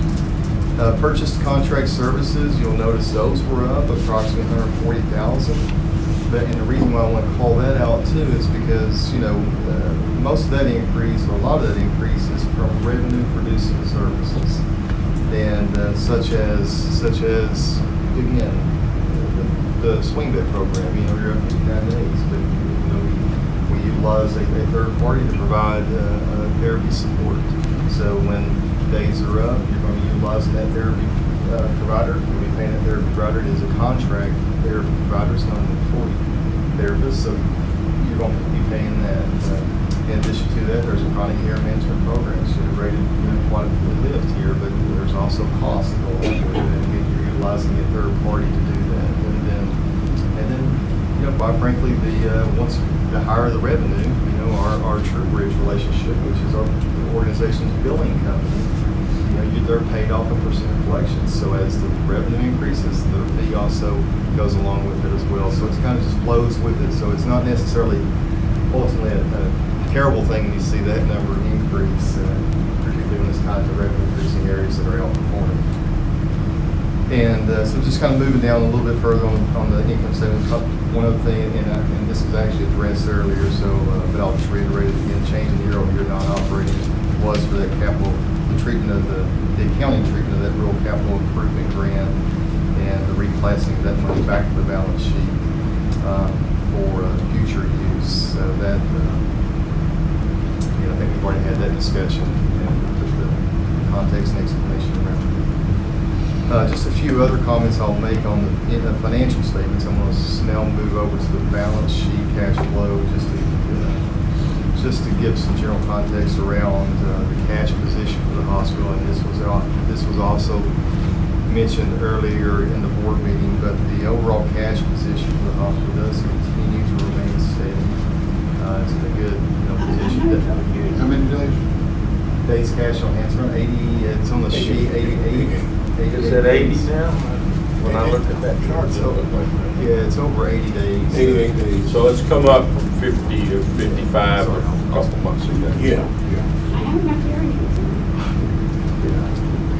But yeah, the cash position, it is in a healthy position right now. David, one thing that jumps out at me right away is the vendor payables significantly up, which is maybe why our cash is up. We're holding it for longer. Well, you know, I was going to mention on the vendor payables. I mean, there's no vendors at risk. A best practice for organizations are to hold cash. You balance with your vendors, net 30, whatever terms you can negotiate with them. There's none at risk. There's none that are terribly behind on receiving payment.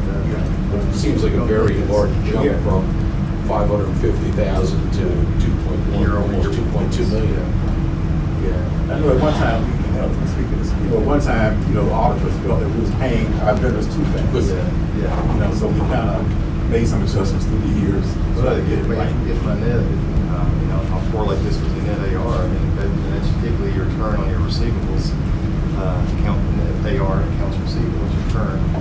And if it's at a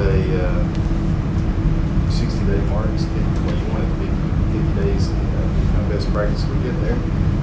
But that's how fast you're getting cash in. If I'm paying it out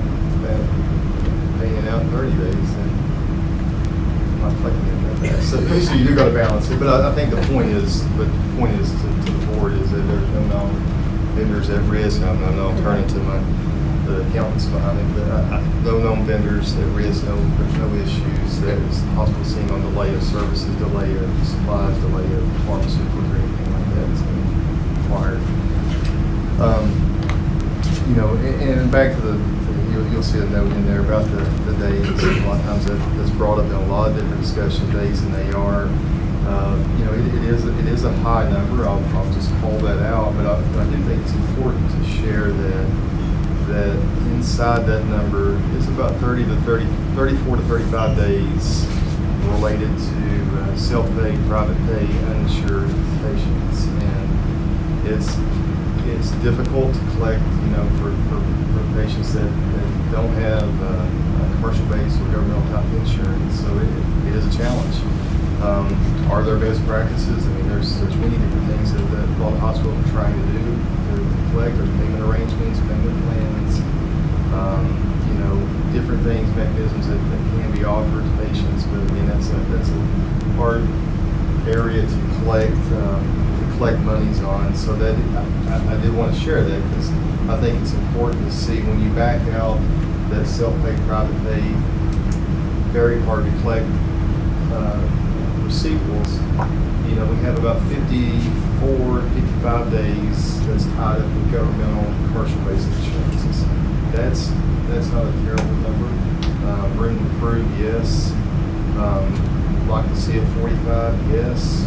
But from 45 to 55, we're managing it. But I think the contributor we're going to be here obviously stays on top of it. It's kind of a cost of doing business, right? I mean, look at it. It's the cost of doing business. As long as that cost of doing business doesn't keep rising on us, I mean, that's what you want to look at, right? Sure. Otherwise, I got some buddies from Jersey come down here and take care of it for us. Got money, right? Got money, Yeah, that's real talk. But anyway, I've already mentioned about the vendor and AP. I'm glad you brought that up too. And those are no vendor relationships at risk. Capital spend here obviously continues to hold flat. I know there was discussion earlier about the ultrasound. That will obviously, once that activity takes place in whatever direction is given to the organization about the spend, that would be a capital asset to spend. So that's where I would make that comment probably next month, the month after. That would be an asset we acquired and put into service and so forth. And no long-term new debt financing or anything that's happening here at the organization during the month of September as well. So I'll pause for a minute. I know that was the financials. I got a quick one. Last fiscal year, we're through with it. In 1 cent or less for each one of these, the 3 areas you're happiest with and the 3 areas you are going to look hard at next year might have concern. And you come up with off the top of your head? I can immediately say that obviously the continued revenue growth is going to be an area that's going to be very, very, very important here. I do think, I do really feel that there is room to grow the swing bed program. I know there's therapy challenges, and that does happen, and we've seen that, and seeing that now. But I think working through that is going to be an opportunity. I'll say it that way versus it's going to be a challenging opportunity to work through that. But I think the swing bed program and seeing that growth is something that can be done here, and we've seen it. And I think we've shared this in the past that we have a care coordinator through a line to help support the facilities across the Panhandle, North Florida region here, and we do see growth, and we've seen growth in a lot of these other facilities, and we see opportunity here for growth, and we've seen it here. And as I just referenced, is our revenue continue to grow? That I think absolutely. So I think so it's kind of the 2 answers there. It's done well, but there's also room to improve, right? And I think that's going to be very important. Those continued services that we've seen, from mammography and we'll continue to see that probably stable or get more on an even area, but you'll see that the service continue to be providing growing home clinic. I think it's going to continue to. I think the clinics are really moving on there. Absolutely, I think that's going to help. Michael has mentioned this many times to a lot of different organizations, and that's your foundation. Your primary care building, that primary care base, that's your foundation for more services to come. So the more we continue to promote and expand and grow those programs, those 2 clinics, I mean, that's going to drive more opportunity business here too. I know when I got that little thing done, I was in the lobby, and it was probably 8 or 10 people getting some kind of service there, which I hadn't noticed before, I hadn't seen, but I mean, that's good, I'm sure throughout the day it's the same way, it's roughly. Challenges though, we're going to always be faced with, obviously we've got to stay competitive with our market. We got to be able to, we we've got to be able to reinvest back into the workforce, you know. You talked earlier about what we use our cash for, you know. You look at margins in hospitals, and what do they use the margin for? They use the margin to reinvest back into your workforce. You use the margin to purchase capital in, right, before you sell. That's what you use your monies to do, as long as you're able to produce it, right? But you got to have, but I think that is a challenge though, right? There's competitive wages, competitive issues there that's commonly faced with that rising costs, any kind of decrease in reimbursement, is a constant challenge with the Advantage products, the Medicare Advantage products. You know, when you look at the mix between traditional Medicare population and those that have converted to a Medicare Advantage type product, it's over 50%. And you know, we may see at some point, you know, more convert over to Advantage than what's on the traditional roster. The challenge that puts on providers is that it's a constant battle with those Advantage products to get paid for the services. It's a constant battle on the authorizations, and it's a delay on cash. It's a constant challenge to get them to recognize that traditional Medicare pays us as a critical access hospital based on our cost of care. You know, I'll just call this one out in the setting as well. I know the Humana products, for example, they want to pay less than that cost. So, I mean, the fact that discussing and trying to negotiate with those individuals and saying, how can we provide care and get paid for less than our cost? When our uninsured, self-paying uninsured, as I just mentioned earlier, it's about 30, 40, 35 days to collect, if we collect at all. So, I mean, you know, probably won't collect, honestly. And so it's a constant battle there, I think. And again, that's just part of the rural-based healthcare too. Small rural healthcare, I mean, it's a challenge. And, was that why, I mean, TrueCare helps us manage some of that collectibles? Yeah, TrueCare. Yeah. So, I mean, part of their job is really, because we're bringing them on as a vendor, is not just collect from people that are direct payers, but also from these Medicare plans, right? Yeah. And here's the deal, you know, you probably will see, and this is going to probably be out throughout the United States, that, you know, traditional Medicare will begin to dwindle. You know, meaning that you might have more people for the Medicare Advantage plans, you know, United and all those plans. And then when that happens, you know what I mean, the revenue for these small, as hospitals will get paid at a higher rate for Medicare only, you know, their population will be very small. You know, and then you have the Medicare Advantage plans, you have a high population that you're serving there, then you're fighting for your money. You know, like United Health, you know, they got something in their system that automatically gonna deny your claims. You know, so when you send something in, they got AI generation. And most all of them got it now. That, you know, if you got the doc not crossed, you know, they send it back to you. So you keep doing that until you pass what they call timely filing. You know, so once you pass timely filing, you can't collect your money. And so that's what's going on now with the Medicare Advantage plans. You know, but they're steering seniors into those plans by offering them, oh, we can give you dental, and we can give you eye care, and we can give you this, and then the next thing, but they're not paying on the basic services. Yeah. Well, if you, I mean, just this morning, I mean, how many ads, probably if you were getting ready to come here, how many ads if you had TV on that you've seen for sign up for Humana or? It depends on the TV shows you're watching. Watching the History Channel, you're probably getting that.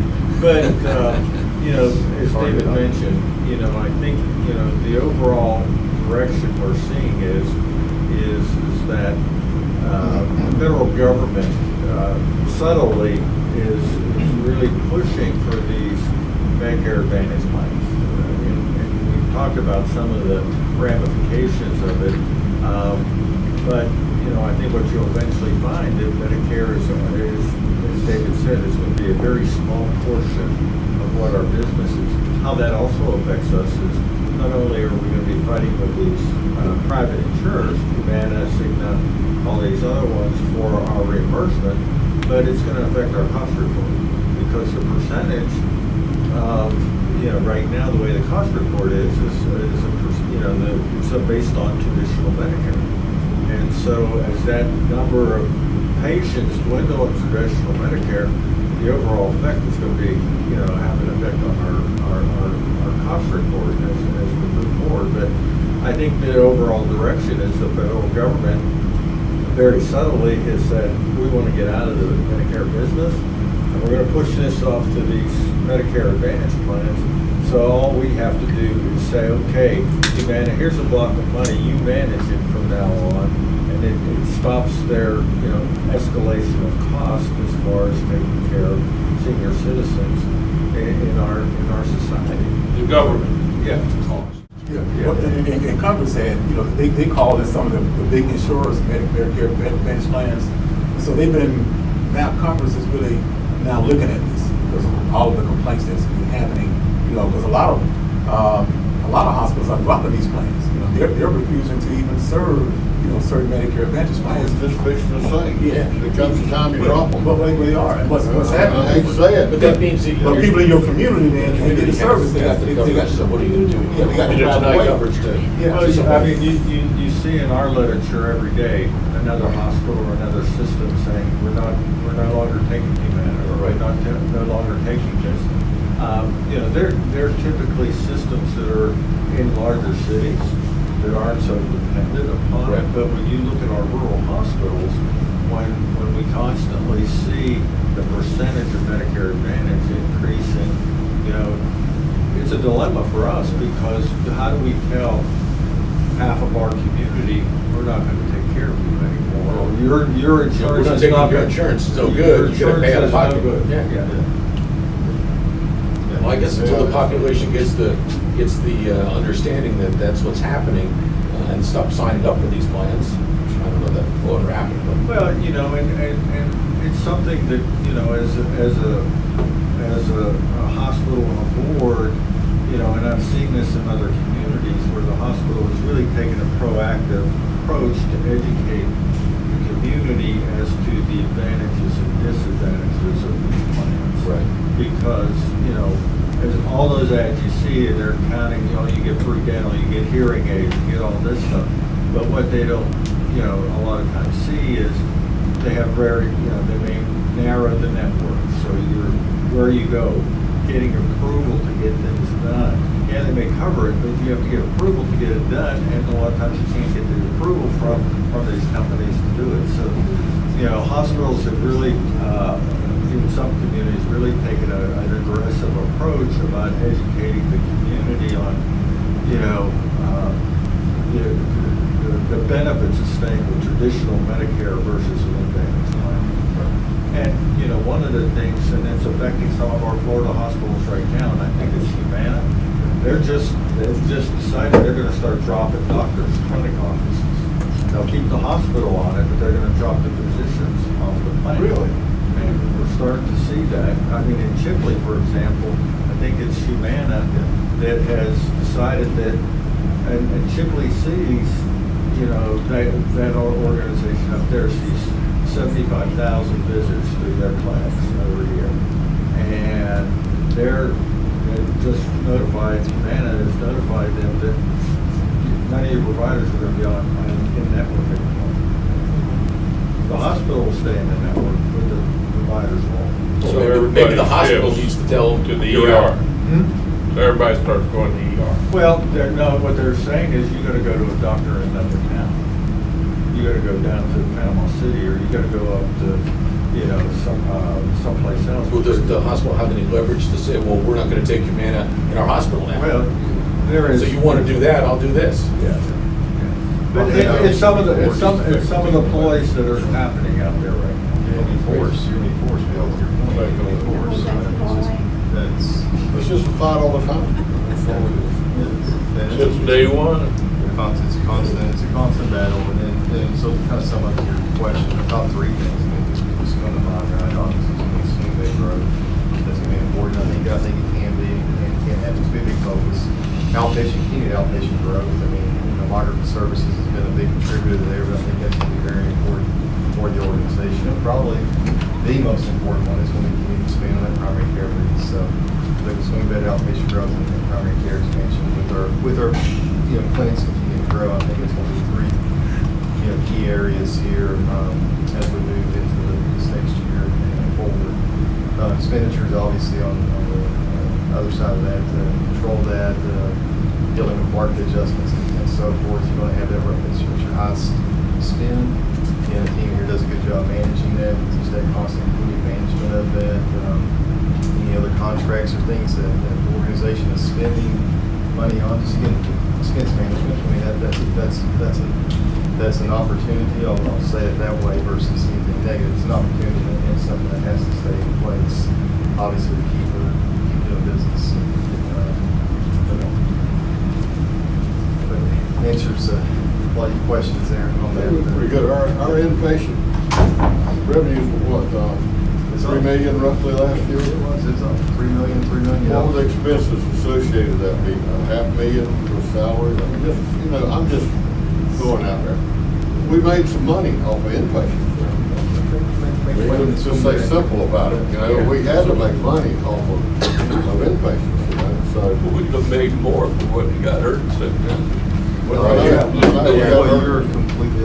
That affects more than 3 days. People counsel stuff. That was more than a 3-day situation. Yeah, we stopped taking people that way. You started leaving town. You started. Yeah, I mean that was a lot more. People took off an hour a week for a week before that. Well, I mentioned earlier. I mean, if you're 46,000 in charges per day on average, you got the interruption in service and the number of days you closed. Yeah. But then on the expense side, it's $33,000 or so a day right now. Yeah, that's still still we there. still got to pay that. It's still there. Yeah. Okay. You add all that together, there's various points, big blow in September. So last thing I'll mention up here while I'm up here, just talk about some of those operating indicators. It's in the numbers and bottom right on the one sheet. But it's just, I think it kind of reiterates some what we're talking about here. The hospital has seen an increase across all areas, all patient care service areas. And those improved patient volumes, in summary, have certainly contributed to that increase in net patient revenue year over year. And I'm just summarizing this really. Net patient revenue has been up, as I mentioned earlier. Total cash collections are up as well. Overall, for the hospital, total cash collections. And they kind of break that down. I like to do this just in my own mind too, to think about this. But when you look at cash collections, last year, about 34,000, give or take, per day, total cash collections. This year that just finished, about 36,000 per day, so on average. So, when you see that on a per day increase, a couple $1,000, I mean, that's obviously volumes higher, but, some better focus and discipline in the collection of our receivables was in place as well. So I think that's areas to continue to improve, but it's good to call that out and recognize that. Are you going over the expenses? I can. We'll go in the budget. The budget. Yeah, we'll jump to that after, unless there's any questions or anything else related to the current 2024 financials that I'll just cover.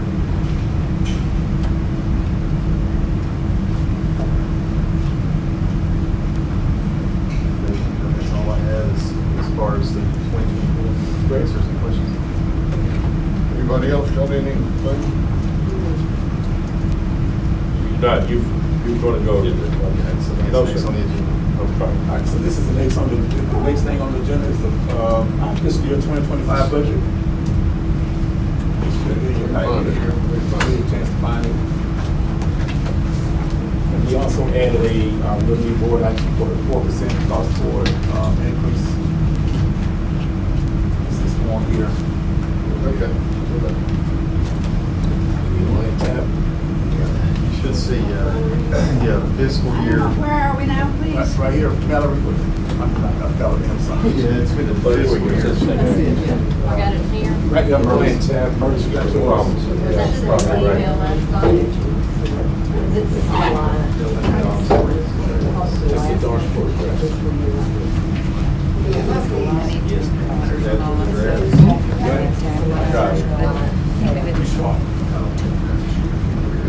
We're looking at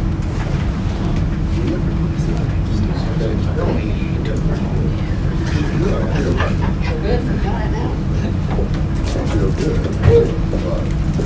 We don't feel good at all.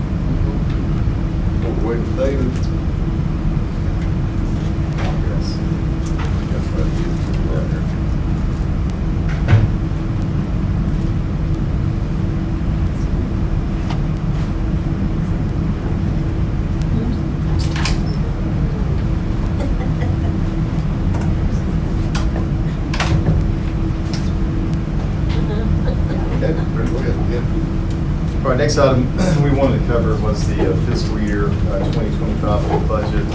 It's October 1, 24 through September 30, 2025. Each year the hospital does establish an operating budget, and this is what we have put together for this coming or this current fiscal year that we're in presently. When you look at page 2 or the opening page of it, utilization, just looking at some key drivers that the hospital has set as budget goals for this coming fiscal year that we're in. You'll notice on that slide, you'll see the utilization, and again, this is a full year projection or full year assumption in services or utilization that the hospital is going to be focused on. It kind of reiterates maybe some of the comments I just made as we was talking about in summary about the financials, but some key things that the hospital is going to look to grow as we move into this year is going to be a 3.7% increase in acute care admissions. Again, that's basically moving, the hospital had 56 or so admissions in the previous year, 56 is the budget, but that includes that 3.7% increase from where we were in the prior period, or the prior year we just discussed. Now, key focus though is going to be, and I mentioned this earlier, but the hospital is looking at a 10% increase in outpatient visits. And a lot of that outpatient driver is, as I mentioned, is the continued increase from the mammography program. And that's going to help be what we would anticipate a continued driver for stronger performance. 13% increase in the rural health clinic visits. And again, I mentioned that earlier, continuing to expand upon the primary care services and the clinic activity is going to be a driver to help drive stronger performance in this budget performance in 25. And then a 6% increase in swing bed days. And that's a modest target. I feel like we can improve and we'll challenge ourselves, right? And it's good to do so throughout the year as well. How do you come up with these numbers? So the numbers, obviously you base it off your run rates, and then you put targeted goals or projections that you feel like you can achieve and should be able to achieve based on the population and based on the services, based on the out-migration of data. We have availability through resources where we can look at out-migration patterns, where are patients going for outpatient services, inpatient services, what are they, and put targeted efforts to bring some of the business back here. As I mentioned earlier, like swing bed. If we're not looking, and we're going to look like, I'm not going to get the 3.7 acute admits, we can just go out and hurt some people. Say that one more time. I mean, these are basically guesses, right? Crystal ball. Yeah, well, they're reasonable. I wouldn't say just guesses, but they're reasonable targets based on what can be achievable within the market. That's going to ebb and flow. I mean, but you're going to challenge yourself. You're going to establish a budget with strategy to try to achieve that, or hopefully outperform. Let me just say this. It's based on more and more people coming here, to visit, or more people coming here to the hospital, but not necessarily a growth in the overall population. If the population is going, that's what I meant by out-migration. If the population is going elsewhere for services, and we can tap into that and bring that here, capture it here, provide the service here. These are targeted projections and estimates that we feel can be very achievable for the organization. I still know a lot of people here who seem not to want to come here. I don't understand why. Change that perception. It's our hometown thing. Why don't you do it? And we're still trying to overcome memories from quite a long time ago now. What this place used to be like. So. And I think when you look at our projections, even like 10% increase in outpatient visits. Last year we did 20% increase above fiscal year. We finished at 20%, and we were closed in September. And then we look at swing bed again, you know, we had 20, for swing bed, excuse me, we had 20%, for outpatient, we were at 19%. And my mark for outpatient clinics, we did 22% last year. So hitting 13%, you know, we'll challenge ourselves. I think we'll probably hit those particular targets easily, pretty much. Go ahead. I have some questions. One is, Mr. Kozar, he's gonna tell us about, at some point in time, what services you've been working on to bring into this hospital, right? Are those built in, or are they sort of gravy on the side if you accomplish what you're going after? Well, I think there's, you know, we budgeted into, you know, for certain growth in our existing areas. Now, the new areas, you know, or new services or new things that we would be looking would be on top of it. Okay, so that's not in. The second thing is, did you take in consideration, you lost 30 beds in the month of September in the base of the swing bed, okay? And then you come on and said 6% increase. Isn't that a portion of that increase already built in by not having that 30%, that 30 bed shortage? Yeah, 6% just ends up being ultimately the math and the percentage. But if you look on the bottom left there where you're referencing, the budgeted target is 30 admissions on 13 average length of stay, which equates to 390 swing bed days. And you know that, and I'll just say this: I mean, we are in October, actually the end of October. But as Corey just mentioned, there was 3 patients. It's 3 admissions. So that'll probably balance out in your projection. That's okay. You're on it. That's right. And hopefully, and honestly, you'd love to see the 3 or we're over that. We'll probably hit that amount easily. Yeah. Because if you look at the numbers last year, you know, swing bed admits. I don't have it. You know, I don't know it. Swing bed days, we did 354 days. 354 days. Right. You know, so that's, you know, we'll hit that. I think we'll hit that target. You know, but we're kind of so 354 modest in our numbers. Yeah, It's a 13% increase on the RHC rural hospital. What's that about? So that is your clinics, and clinics grew 22% last year. Yeah, so we anticipate a continued growth in the clinic. That's what I keep referencing about the primary care and expanding in pediatric more. Let me just say this, you know, before September was out, I think in August, you know, the clinics could have been around 24% at that time. I think in July we could have been even higher than that. You know, so clinics were really outpacing, you know, what we're doing here. So we think we'll be able to hit that easily as well. But those numbers, the clinics are growing pretty much. And that's drivers behind utilization. And you can see the breakdown, specific breakdown. And again, that's over a 12-month, obviously fiscal year 2025 targets. And you know, obviously we hope to outperform. These are management goals and targets the organization feels is certainly achievable. Now moving forward, though, the next page, how does that utilization transfer over to revenue, right? To, you know, what we're charging. So, you know, when you look at this breakdown, you know, that 6% increase in swing, how that contributes to that inpatient revenue, that's where swing bed is categorized.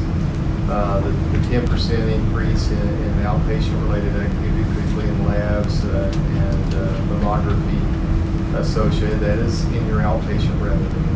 The modest increase and continued increase of a 3% increase in ER activity, which we saw 3% last year, so we're going to continue to challenge and feel as though we're seeing more, potentially more traffic, at least 3%, you know, and again, that equates probably to 100 or so more ER visits for the organization.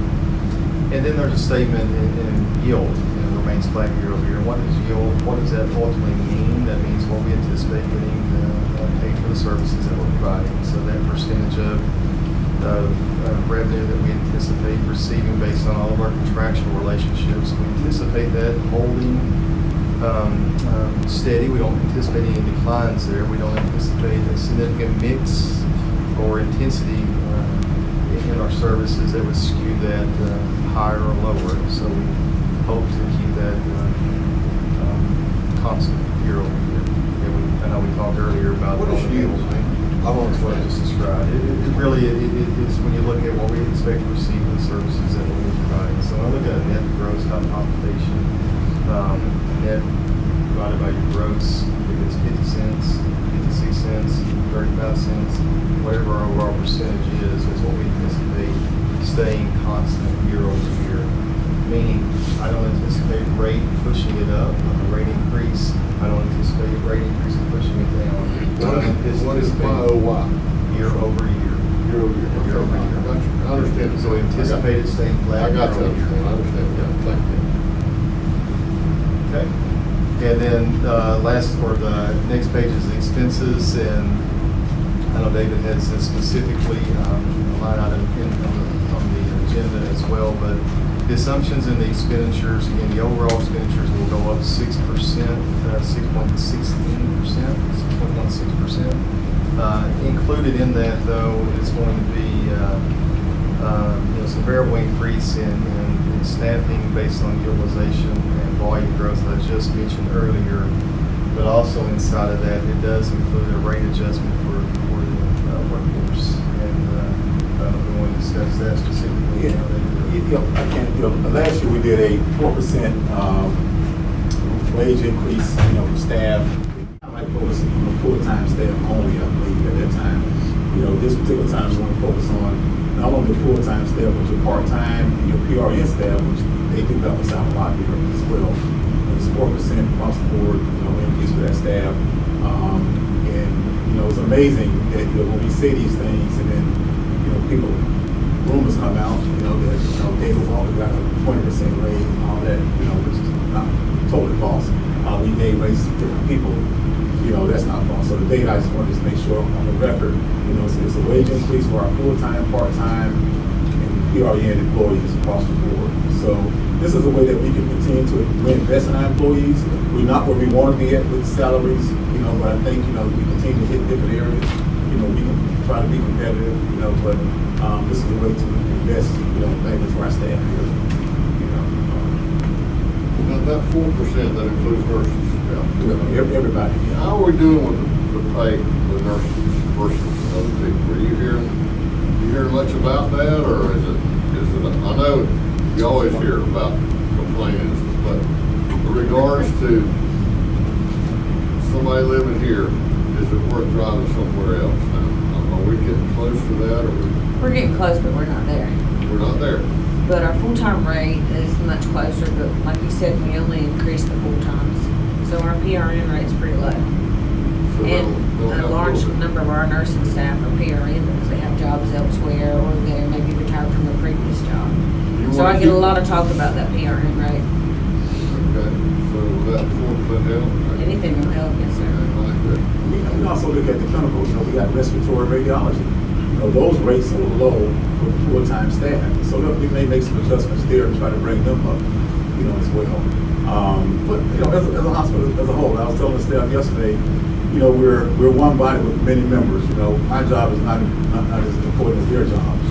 I stand on their shoulders. So everybody that's working in this hospital, do a very good job, of working, and they're very important. Because if you don't have dietary for a week, you'll realize how important they are. If you don't have anybody cleaning the rooms, you'll realize how important they are, to make this. And if you don't have the financial people or the clerical people or the administrative people, you'll realize how important they are. So everybody is important. So here, we can make sure we kind of get everybody within our department, try to do something about it. One thing I'm saying,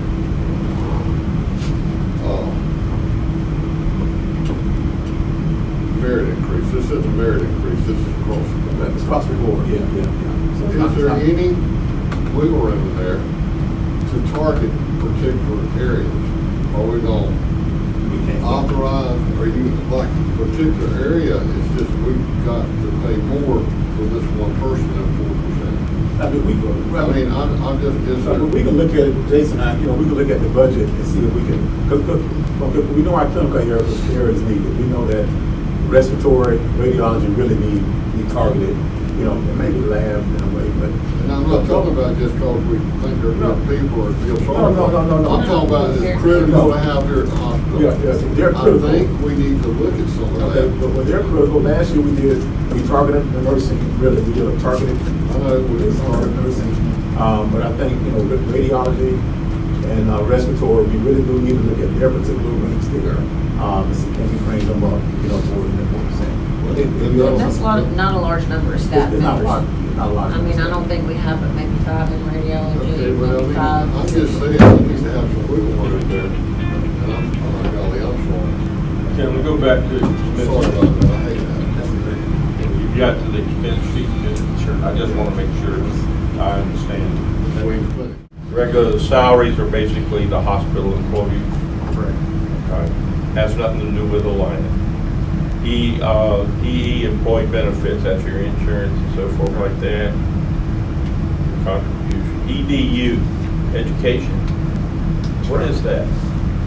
EDU and travel. That's education and training. That was about on the, are you on a different, It's on the expense. I'm on expense page. It says EDU and travel. Yeah, that's the educational and travel, you know, when people, like, when they go to, That, I understand. Yeah, That's what you're trying to explain.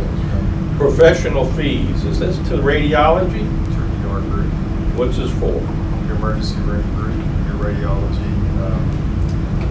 mainly, yeah, your providers, you know, that's not employee providers. So like, you know, the hospital utilizes a ER group, a Conrad's group. Is that all those That's doctors it. that we gave medical privileges to? some of them, What Some is- of them, yeah, they're in professional fees, yeah. But contract services are different. Yeah, that's what I'm going to ask next. What is contract So service? contract services, I kind of alluded to that a little bit earlier too, what's included in contracts, but when you have, you know, therapists, like our therapy group that provides for our swing bed services, that's contract. It's not necessarily a professional. Professionals related to the providers or physicians. Also in contract services, you have the component of the fee that's associated with the chronic care management program. So those are revenue producers.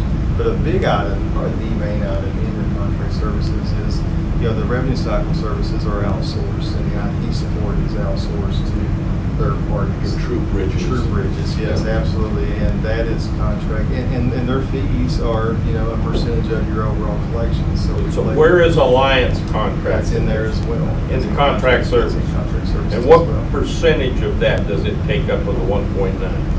I would have to follow back up with you specifically on that. Let you know that. When you get on The down. let me go back to that. The 1.9% increase. Is that what you're referencing? You're referencing $1.9? No, I'm just, what What percent percentage of that contract fees is ours? is total Alliant cost? Yeah. Okay, I'll that's follow you back. guys, you know, the Sure. Jason. I'll do the math for you pretty quick Okay, if you want. so those first 5 numbers basically are what are, you could say, that's our total labor cost to run this hospital. First 1, 2, 3, 4, 5 numbers. So you're talking 10 million? Give or take, yeah. I mean, it's part of your operating structure. I mean, So- I guess I would phrase it, you know, your personnel related where you have, you know. I just want to understand, and I think that's for us paying out for people to give the Operate services, your all the different services. Operate a hospital, yes, sir. Then on the next page, which is the earnings, is that a mistake, that ad valorem input there? Because you're not getting that ad valorem 25, are you? Yeah, that's gonna change, you know, well, when we did the budget, it had changed. It has to come out of this number here. It'll go down to sales tax. That alarm will go away. Yeah.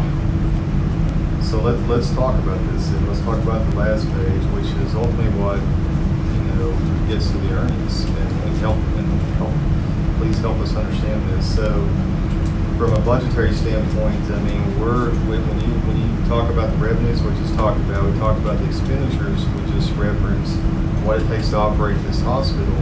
I mean, you do see an operating deficit, right? It costs more Right. to operate than what we're collecting fully in. However, those non-areas that are truly beneficial to this organization, and you look at those monies and how they're reflected, and I'm referencing the other which we talked about, the rural capital improvement monies and different monies that come through grants. 340B is a program that's very instrumental, as you can see, $344,000. And then on the ad valorem and sales tax, so what is the 756, is what you're saying, the 756 is going to fall down to the 2.1 sales? Yeah, it's not gonna be there. Yeah, it's not gonna be there. What happened, the county, I got it on my report. The county has approved for the $756,000 ad valorem to be paid out of the healthcare trust fund side, the healthcare outlay side. So in our budgets, you know, ad valorem will go away, and that 756 will be down in sales tax. So they're just taking out of one fund. So we would move, so in this presentation, we would move the 2.1 and add the 756 to that. Yes. Yeah. You see what I'm saying? So 2.9, so the math stays. The math stays the same, just the. Yeah, ad valorem goes away. 3.8 million roughly non-operating activity. Are we keeping the ambulance services under our umbrella? I mean, that was under consideration as well, pulling the ambulance service out of financials for the hospital. Yes, from what I know, that EMS will still be on our services. Now, what would happen is that, and I'm gonna talk about negatively when I do my report, you know, let's just stay with this. But yeah, the EMS for this particular budget, the ad valorem will go away, 756 will be under the sales tax. So the sales tax will be a bigger number now. Yeah, so this last page in summary, you know, just it is the hospital's targeted performance for this fiscal year, September 2025. Does include net margin of negative 466, which, as was alluded to earlier, you know, that is after depreciation and so forth. But when you look at the bottom number there, the EBITDA earnings before interest, depreciation, and amortization. That's when you're adding back that depreciation expense that Duffy had referenced earlier in the meeting. You get an overall budgeted earnings of you know, screen just died on me, over $400,000. And as I mentioned earlier too, it's 432,088 is the budgeted EBITDA for this coming year. And that's monies that, as we talked earlier, that organizations typically target to hit these goals, hit these budgeted performances. That's monies where you had to reinvest back into your workforce, purchase capital, and so forth. I mean, it's achievable targets and reasonable targets, and certainly goals. So I guess with that, I'll ask if there's any other questions. But, you know, we want any board approval for the budget for this fiscal 2025 year. Okay, let's get a motion out there, and we'll have more discussion if necessary. Do I hear a motion to approve the budget? Motion. Second? Second. Is there any more discussion? No more discussion? All in favor? Aye. All opposed? Motion passed. So I want to just make sure that You're just gonna make them. you approve the change. Yes, absolutely. Thank you for mentioning that. Plus take a look at it. Targeted areas right there. I'd like to say, I just like that. Mr. Barry, that 756 goes David, into I that do have sales a tax. question. And like I've always said, we're like to make the big river go along the little stream. Are we looking at any more programs to add that are money makers? Is there anything else out there? You know? Are we still discussing? Because we always got to get more people in this hospital, particularly outpatient. Yeah, one of the things I'm looking at, you know, we talked about outpatient physical therapy. You know, that's something that we're looking at. That would be wonderful. We're looking at that. Well, I know we've been talking about it for a long time, but we had an opportunity when that one clinic went down a couple months ago, 6 months or so ago, and those people, not only the employees were left without positions, but all the patients that were going there were not, didn't have any place else to go. So we had an opportunity to strike while the iron was hot, and I'm not sure why we didn't. Well, we did reach out to some of the staff that was working there. At that time they didn't come with us. They decided to go work somewhere else at that moment. And then we were in some conversation with our physical therapy group that we had here about them doing the outpatient physical therapy services. And they had alluded to us that they were willing to do that. But now, as part of my report, they just terminating our agreement because they have staffing shortages. So what we'll be doing now is looking for another physical therapy group. For that group that we look for, we will look at for them to help us build an outpatient physical therapy services. So that'll be the criteria for us doing business with them. Because I was talking to somebody who's looking for physical therapy, outpatient physical therapy, and for whatever reason, they're not able to find it. Either the prescription for the physical therapy that they got wasn't from the hospital or the physician group that they were going to for the physical therapy, or their insurance wasn't covered under one. So there are all these convoluted reasons why they can't get into physical therapy. We need to cut through some of that and make those services available here. Yeah, one of the things here, if you have CHP, they're very particular about the service that you receive. So you can't go to Gulf County, so you have to go to Tallahassee. But then you have certain other insurances, that some insurance require that you have different things.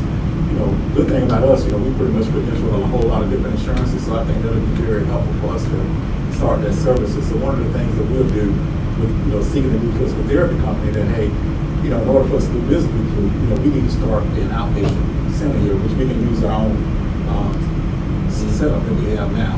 We already got the room set up, and we do have patients that that we do swing bed on here, inpatient rehab. They got to go home, but still they need some additional services. So that'll be one of the criteria that we. Yeah, I think that will be a big one for us here. We get the word out that we've got the services available, because people are getting declined service because of either insurance or the prescription for the physical therapy was not written to a doctor that's associated with that therapy group. So, you got to be credentialed with it.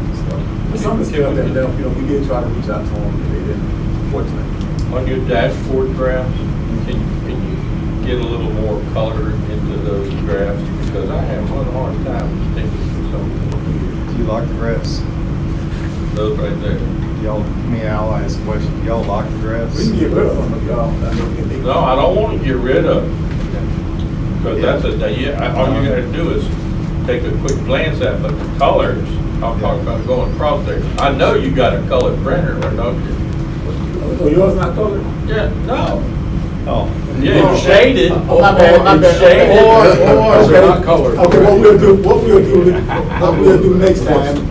Yeah, you got colors. I'll make sure y'all get colors. Yeah, I was wondering what you were out. I thought you might not like them. I was thinking, well, we can take them out, or we can do it any other way. That's all I have. That's what. 5-minute break? 5 minute break.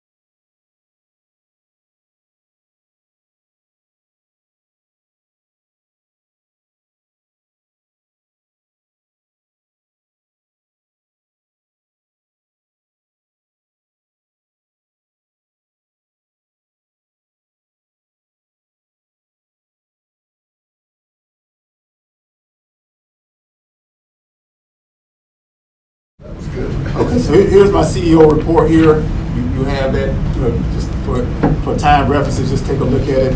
One of the things I want to mention on the report, at our next meeting, we have information technology, IT, executive session, meaning that we'll devote more time to talk about, IT services and where we are with the risk assessment. When is that gonna be?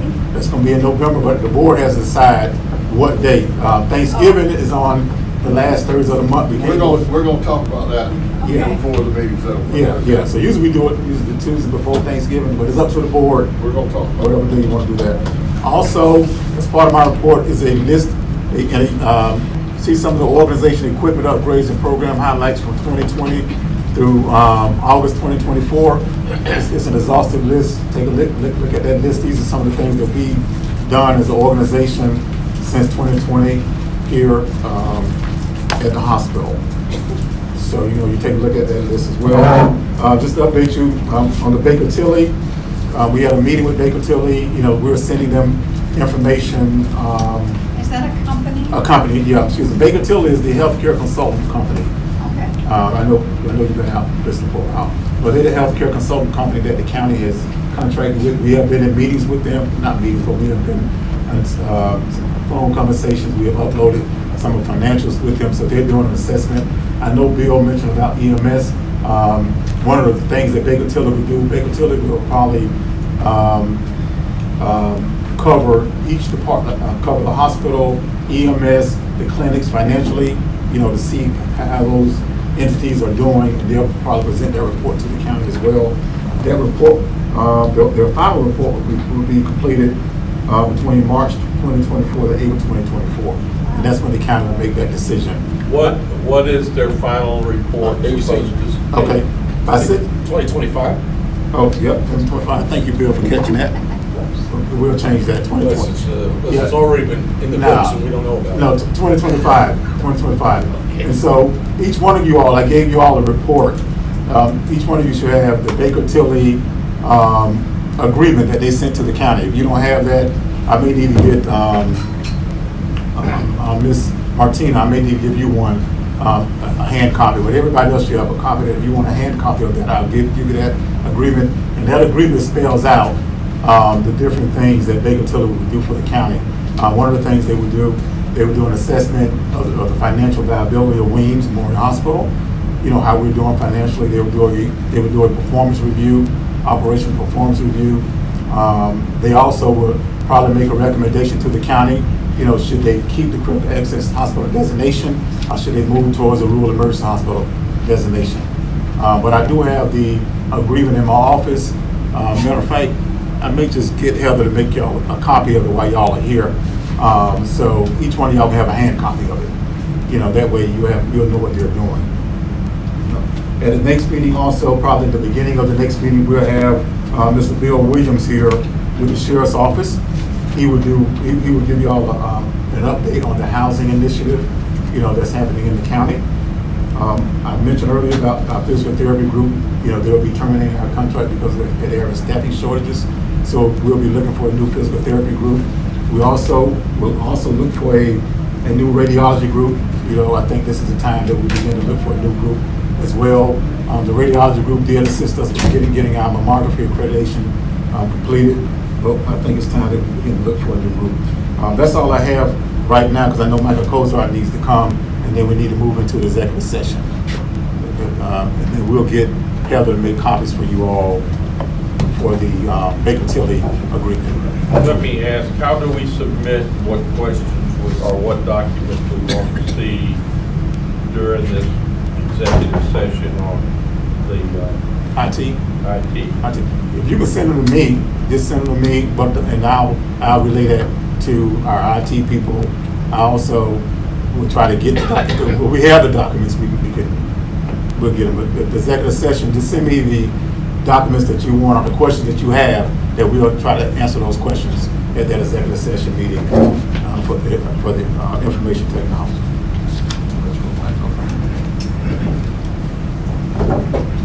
Okay, just real quickly, because I know time is important here.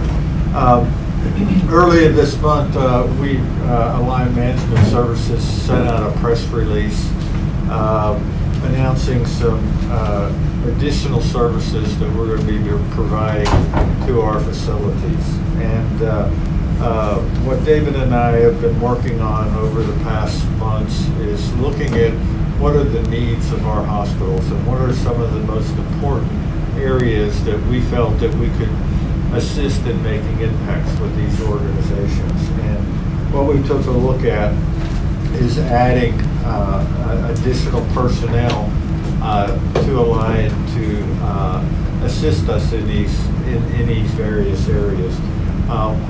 The 5 areas that we're going to be focusing along with what we normally do as far as operational, clinical, quality, those aspects, is to look at, one of the services we already provide is the cost report. Continuing to move forward with providing cost report services to our facilities. We also looked at physician services. With the number of hospitals now that have owned physician practices, when I say owned, they're owned by the hospital or the hospital operates those clinics. And how can we enhance the operations of the physician clinics to be able to better, to improve the financial viability of those clinics and to improve the operation of that. The third thing is, we talked a little bit about this earlier, is dealing with payer contracting, managed care services. How do we look at what our managed care companies, what our Blue Cross and Blue Shield, how are our contracts structured, and how do we improve the reimbursement for those services? The other area is in the what we call strategic pricing or charge masters. Each hospital has a charge master. It's basically what we charge for the services that we provide to the patients we treat. And part of that service is are we charging for everything we're doing at the organization? But also, very importantly, because we're a critical access hospital, strategically looking at where do we increase our charges or decrease our charges to have the best effect on our cost report, which ultimately will mean the reimbursement that we get for treating our Medicare patients. You'll hear us talk a lot of times about a cost to charge ratio, things of that nature, because just coming in and saying we're going to blanket increase our charges 3% may not be strategically the best thing we could do, because it could elevate our charges, but if our cost structure is not keeping up with that, our reimbursement will actually decrease. So strategically looking at those the charge master and strategic pricing. The last area is 340B, and looking at how we can continue to support our hospitals to receive the best benefit from our 340B program. We've added directors in all those areas, and we have named those individuals both on our website and through our press release we issued. But we really do believe this is going to be enhancement. This is all going to be part of the management fee that the hospitals are already paying. That will be, it will be a service that's included in the fees that are all. But we hope that, and we truly believe that these enhanced services will help to continue to improve the financial viabilities of our organizations. We're still, in the process of recruiting for our clinical director. We are looking at how we're going to structure that aspect of it. One of the things that we'll be rolling out also is we now have the ability to provide CEUs for our clinical staff. There will be education programs that will be rolled out. Continuing educational credits. For example, nursing has so many that they have to get every 2-3 years. And we'll be able to start providing coursework to enable nursing staff and other clinical staff, CEUs, to be able to meet their licensing requirements. So we're excited to roll these services out. We'll be continuing to look at how do we bring value to our organizations, but the first step was adding these 4 services along with the cost reports that we have been providing to be able to enhance services to our organizations. The other thing, and again, I'm going through this very quickly, but as you know, because of the hurricanes, we had to cancel our board retreat that was scheduled the first of the month in October. We are now looking at rescheduling that. Tentatively, we're working on probably a March date. We're working with the hotel to try to get that rescheduled, because fortunately the hotel gave us, did not charge us for the cancellation of the meeting as long as we would schedule that meeting within a year. So we're trying to reschedule, looking at a March time frame for that program, and we hope to be able to, in the next few weeks, be able to roll out a date that we will be able to reschedule that meeting. So I'm happy to answer any questions that you have about the new services that we're going to be adding to our portfolio that we provide for hospitals, or the retreat, or anything else that. How do we identify this hospital? How does this hospital identify what services they can use? Well, I can probably say they're going to need all of them. So they're a basic core set of services that we don't have. Well, Not folks. it's not that you don't have them. It's how do we maximize them? How do we continue to show improvement in those areas for, like, your 340B? How do we constantly look at how do we maximize that benefit? You have 340B now, but looking at whether it's how we're purchasing, how we're structuring the program, and being able to have that consultant there available to be able to assist the hospital in that. Physician services, to be able to have a monthly meeting with your clinical director or your manager of your clinic practices, to be able to say, here's some best practices we think you should implement at your clinics. The 340 program, just specific, that's a prescription program. So you go out and buy is that the contract that you buy, that the hospital gets to break on the quantity that y'all have for all the hospitals? That's part of our purchasing program. But it's 4 items in the 340. Yes. Are there any items that's outside the 340B program that they?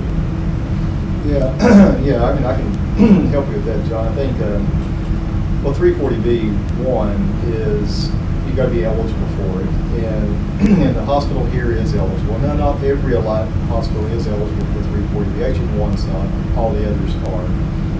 But you got to meet the eligibility for that, and eligibility requirements is your critical access hospital, your county, your nonprofit owned, right, organization.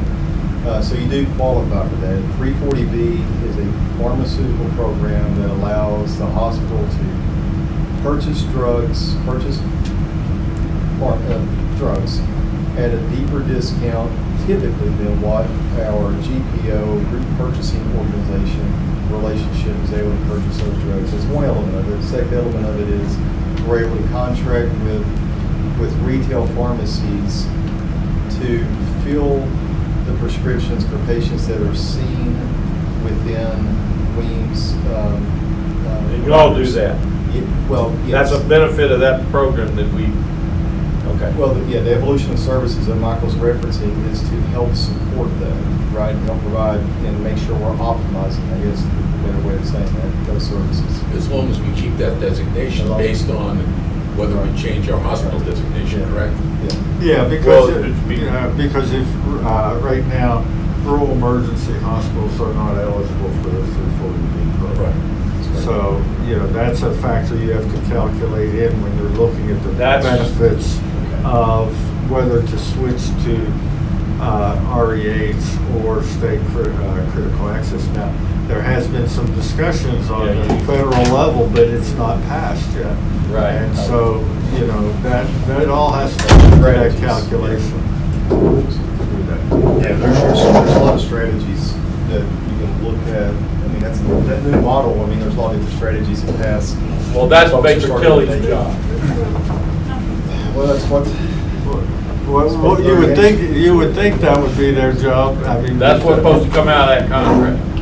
But really, and David and I are working with 2 hospitals right now that are converting to a rural emergency hospital, and you got to weigh all the factors in there to what you're going to give up in possible dish payments or other federal payments that the REH will give you an enhanced payment for being it, but you're also going to be giving up stuff, and you got to play that factor into all this and what would be the best for the organization. So you've already got a model already put together.'re just going to put the inputs into it and tell us. Yeah. Right. But they actually delivered it in front of the Board of County Commissioners. At one point, we had a spreadsheet of what the losses would be if we moved from the critical access to the REH and lost the 340B. Well, that was very controversial. Everything's controversial. No, I mean, and again, I mean, a lot of people think, oh, we're going to get this $3 million, let's move to it. Well, in some hospitals, it's actually a detriment for them to move because what they're going to give up is far more than what they're going to get Besides that the 340, enhanced reimbursement. Right, besides 340B, they're going to lose the ability to have inpatient services beyond 48 hours. Right. And you're gonna lose some of your dish money and lit money and all those other things. Yeah. 340B doesn't have to do with anything to do with the patients, right? It has to do with just the prescription. Prescription. It has nothing to do with inpatients. Right. Yeah, which is you lose the revenue. ridiculous. It's ridiculous if that program goes away. It's not tied to inpatients anymore. Right. So, but irregardless, I mean, that's okay. I mean, there's Somebody forgot to put that in. I think what y'all doing though, you're focusing on, you're putting a laser focus, what I call it, on some areas that if we can make a little improvement, and these folks are gonna know what 11 other hospitals are doing, and I've never been one in wheel. Somebody's doing something better than us, we're doing something better, but they can totally focus on it. And just a little bit of improvement, we're gonna make a lot more, we'll get a lot more money. Yeah. I mean, that's just what I'm looking at with the financial thing. Well, And that's, I think y'all hit if you were to ask me, where's areas we need to do, that paymaster, somebody needs to be, that's something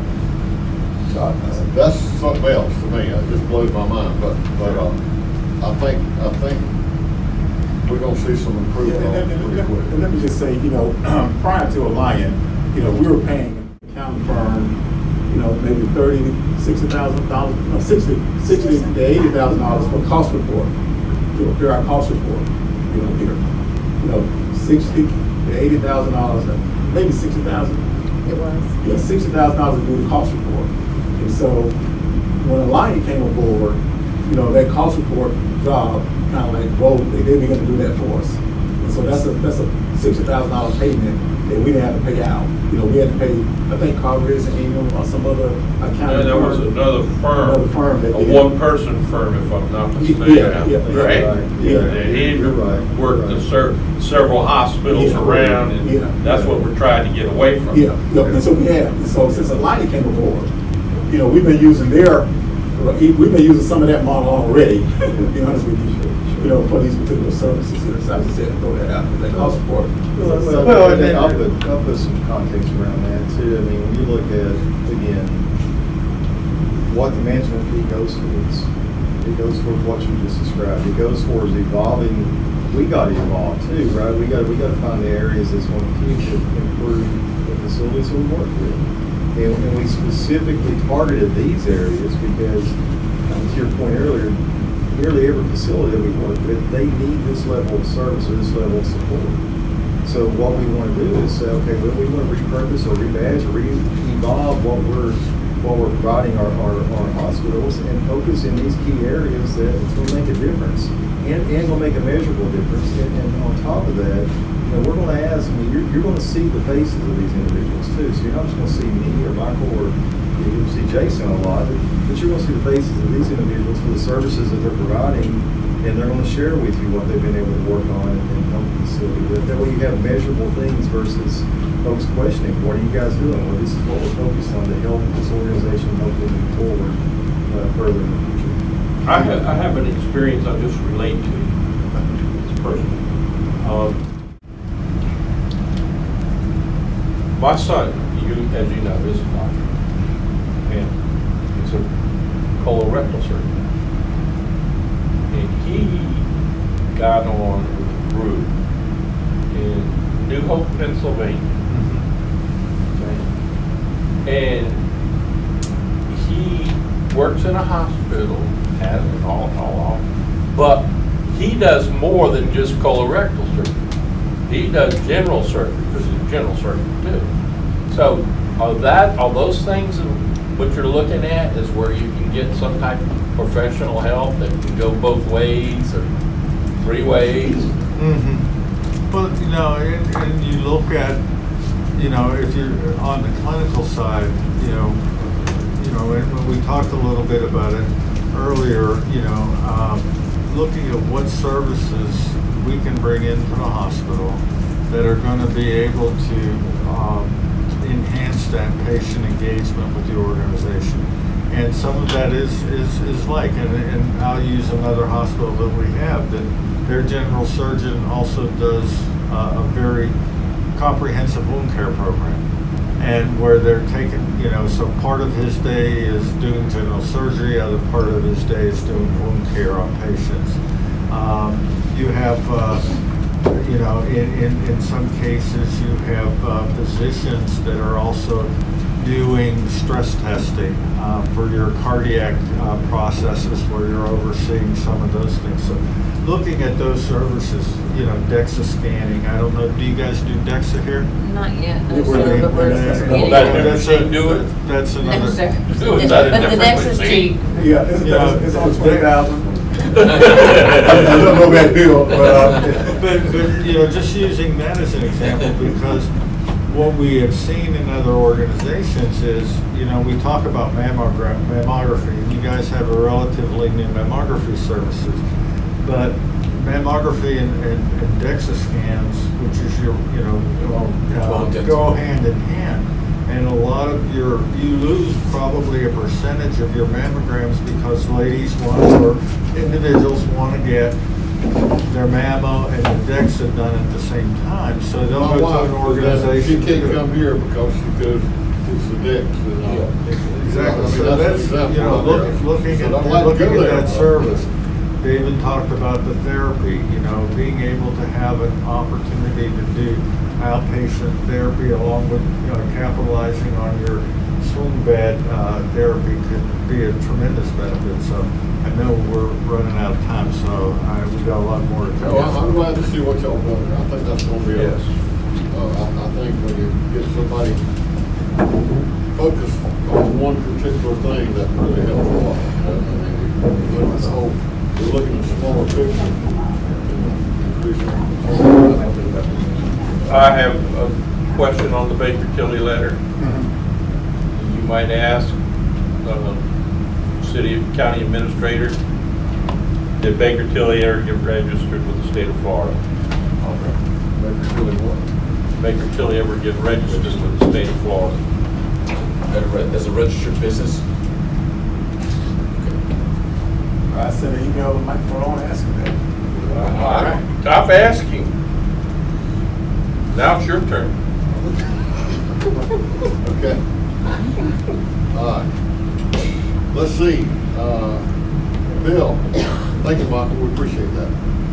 Bill, give us some foundation update. We go real quick through it. The gala is sold out. 160 Wow. seats. Wonderful. And we got people. Wait. We got people that are trying to get in the door. Are you and serious? They're still trying to get in the door, but we don't want to add tables for a couple reasons. We don't want to be overcrowded. We want everybody to have a good experience, at least for the first one. We don't want to be overcrowded. And there are additional costs that go with adding tables, because they don't have so many tables. Now we'd have to rent tables. You know, the food costs increase. I mean, all those incremental increases would, I don't know, probably suck money from the having extra people there. So it's a good thing that we have demand for it beyond the ticket number that's out there. So that's really great. I want to thank Alliant for their Sapphire membership. They're the top member affiliate table. We've got 4 Emerald tables, which is the second tier. Almost all of the people, a good portion of the thing are all table purchases rather than individual tickets. So we've got a lot of tables. We've got 30 silent auction items that are going to be auctioned off that day. And that's a nice amount. We've got 10 plus local businesses who have contributed to the organization, whether it's an outright contribution of product or service, or a very discounted rate of product or service for the organization. And those people are going to be highlighted in a booklet that we're preparing. That's why we took a picture of everybody. You're going to be in the booklet as well as a board, and that will give a little bit about the hospital, a little bit about why we're here, and kind of highlight the events of the day. We have a couple neat additions to the program. Your ticket includes beer and wine, but we were able to secure alcohol, so we're going to have a cash table or cash bar for the alcohol. If you want to protect, do it or not, it's up to you. You can just stick to the beer and wine, not pay any out of pocket. We also got oysters coming in, so we're going to have an oyster shucker and oysters for pay. Wow.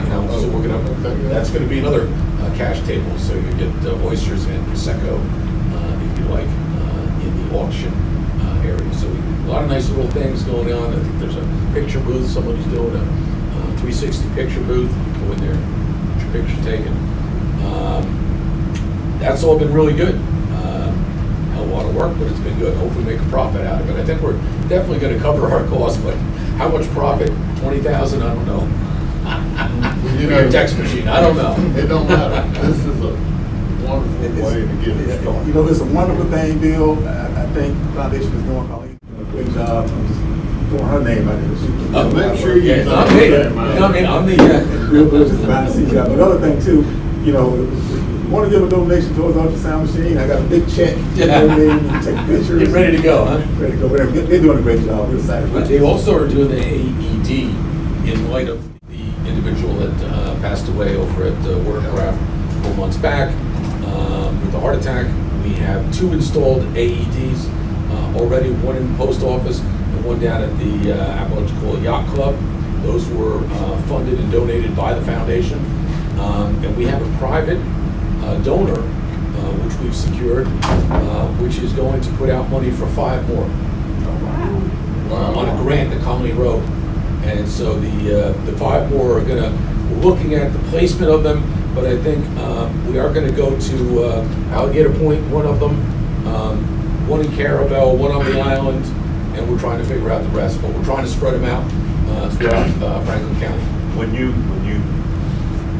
look at Alligator Point, Yeah, we're a big. Check with the volunteer fire department. Yeah. Because they bought a number of them. They do? And they are Okay. around. Okay, Excuse me. They just check with them because if they don't need it, then use it where it can be. Right. If they've got them all. okay.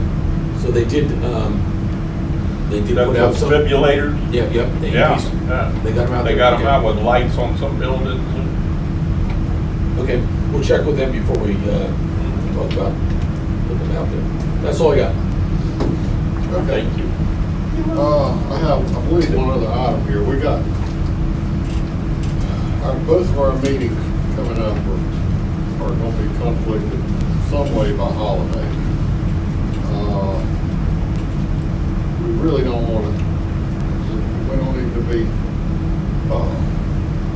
what do you say? Have a meeting December 5th. That should cover November and December. Unless something comes up, we have to call a special meeting. It'll come October, November. Do what? October, November. On December 5th, it'll cover October, November. December 5th will cover November, December. How can you cover December if you're gonna meet on the 5th? You talking about financials? No, it's about meeting. Just meetings. Our board meetings. The Board financials, meeting. financials will be. Yeah, we got all kind of October. holidays coming up, and people are gonna be gone the whole week of Thanksgiving, which is Thursday. Okay. And Christmas comes, Yeah. I don't wanna. Christmas the day after the, Yeah. next week the day after Christmas, so you're just saying, just have that one meeting December 5th. Yeah, to cover both months. And get them out of the way, okay. Is that, unless something comes up, we have to call a special meeting, okay? Okay. Is that okay with everybody? December 5. Yes. December 5th, yeah. But I may have a conflict on that. I may have to be on that technical advisory committee that does the roadways and things improving. Well, we could go December 4th, let me know, okay? Let me check first. Okay, Okay, set it for the business. I'm not gonna put it out yet, or David will put it out, so Because that's in Bluntstown. get with David and see. Just send me an email, John, once you confirm that, then it is. And I'll do it right away. And if he's able to do that, if he's able to do the 5th meeting, then I'll send Is it. the 4th okay, if we can't do the 5th, Wednesday, still or Thursday? Okay, well, I'll find out, maybe today. We got you covered, okay? All right, anybody got anything else to bring up? I think I got everything. Okay, 5 minutes, we're gonna have executive session, which will not be recorded, and it's a quarterly risk management report, so, being adjourned.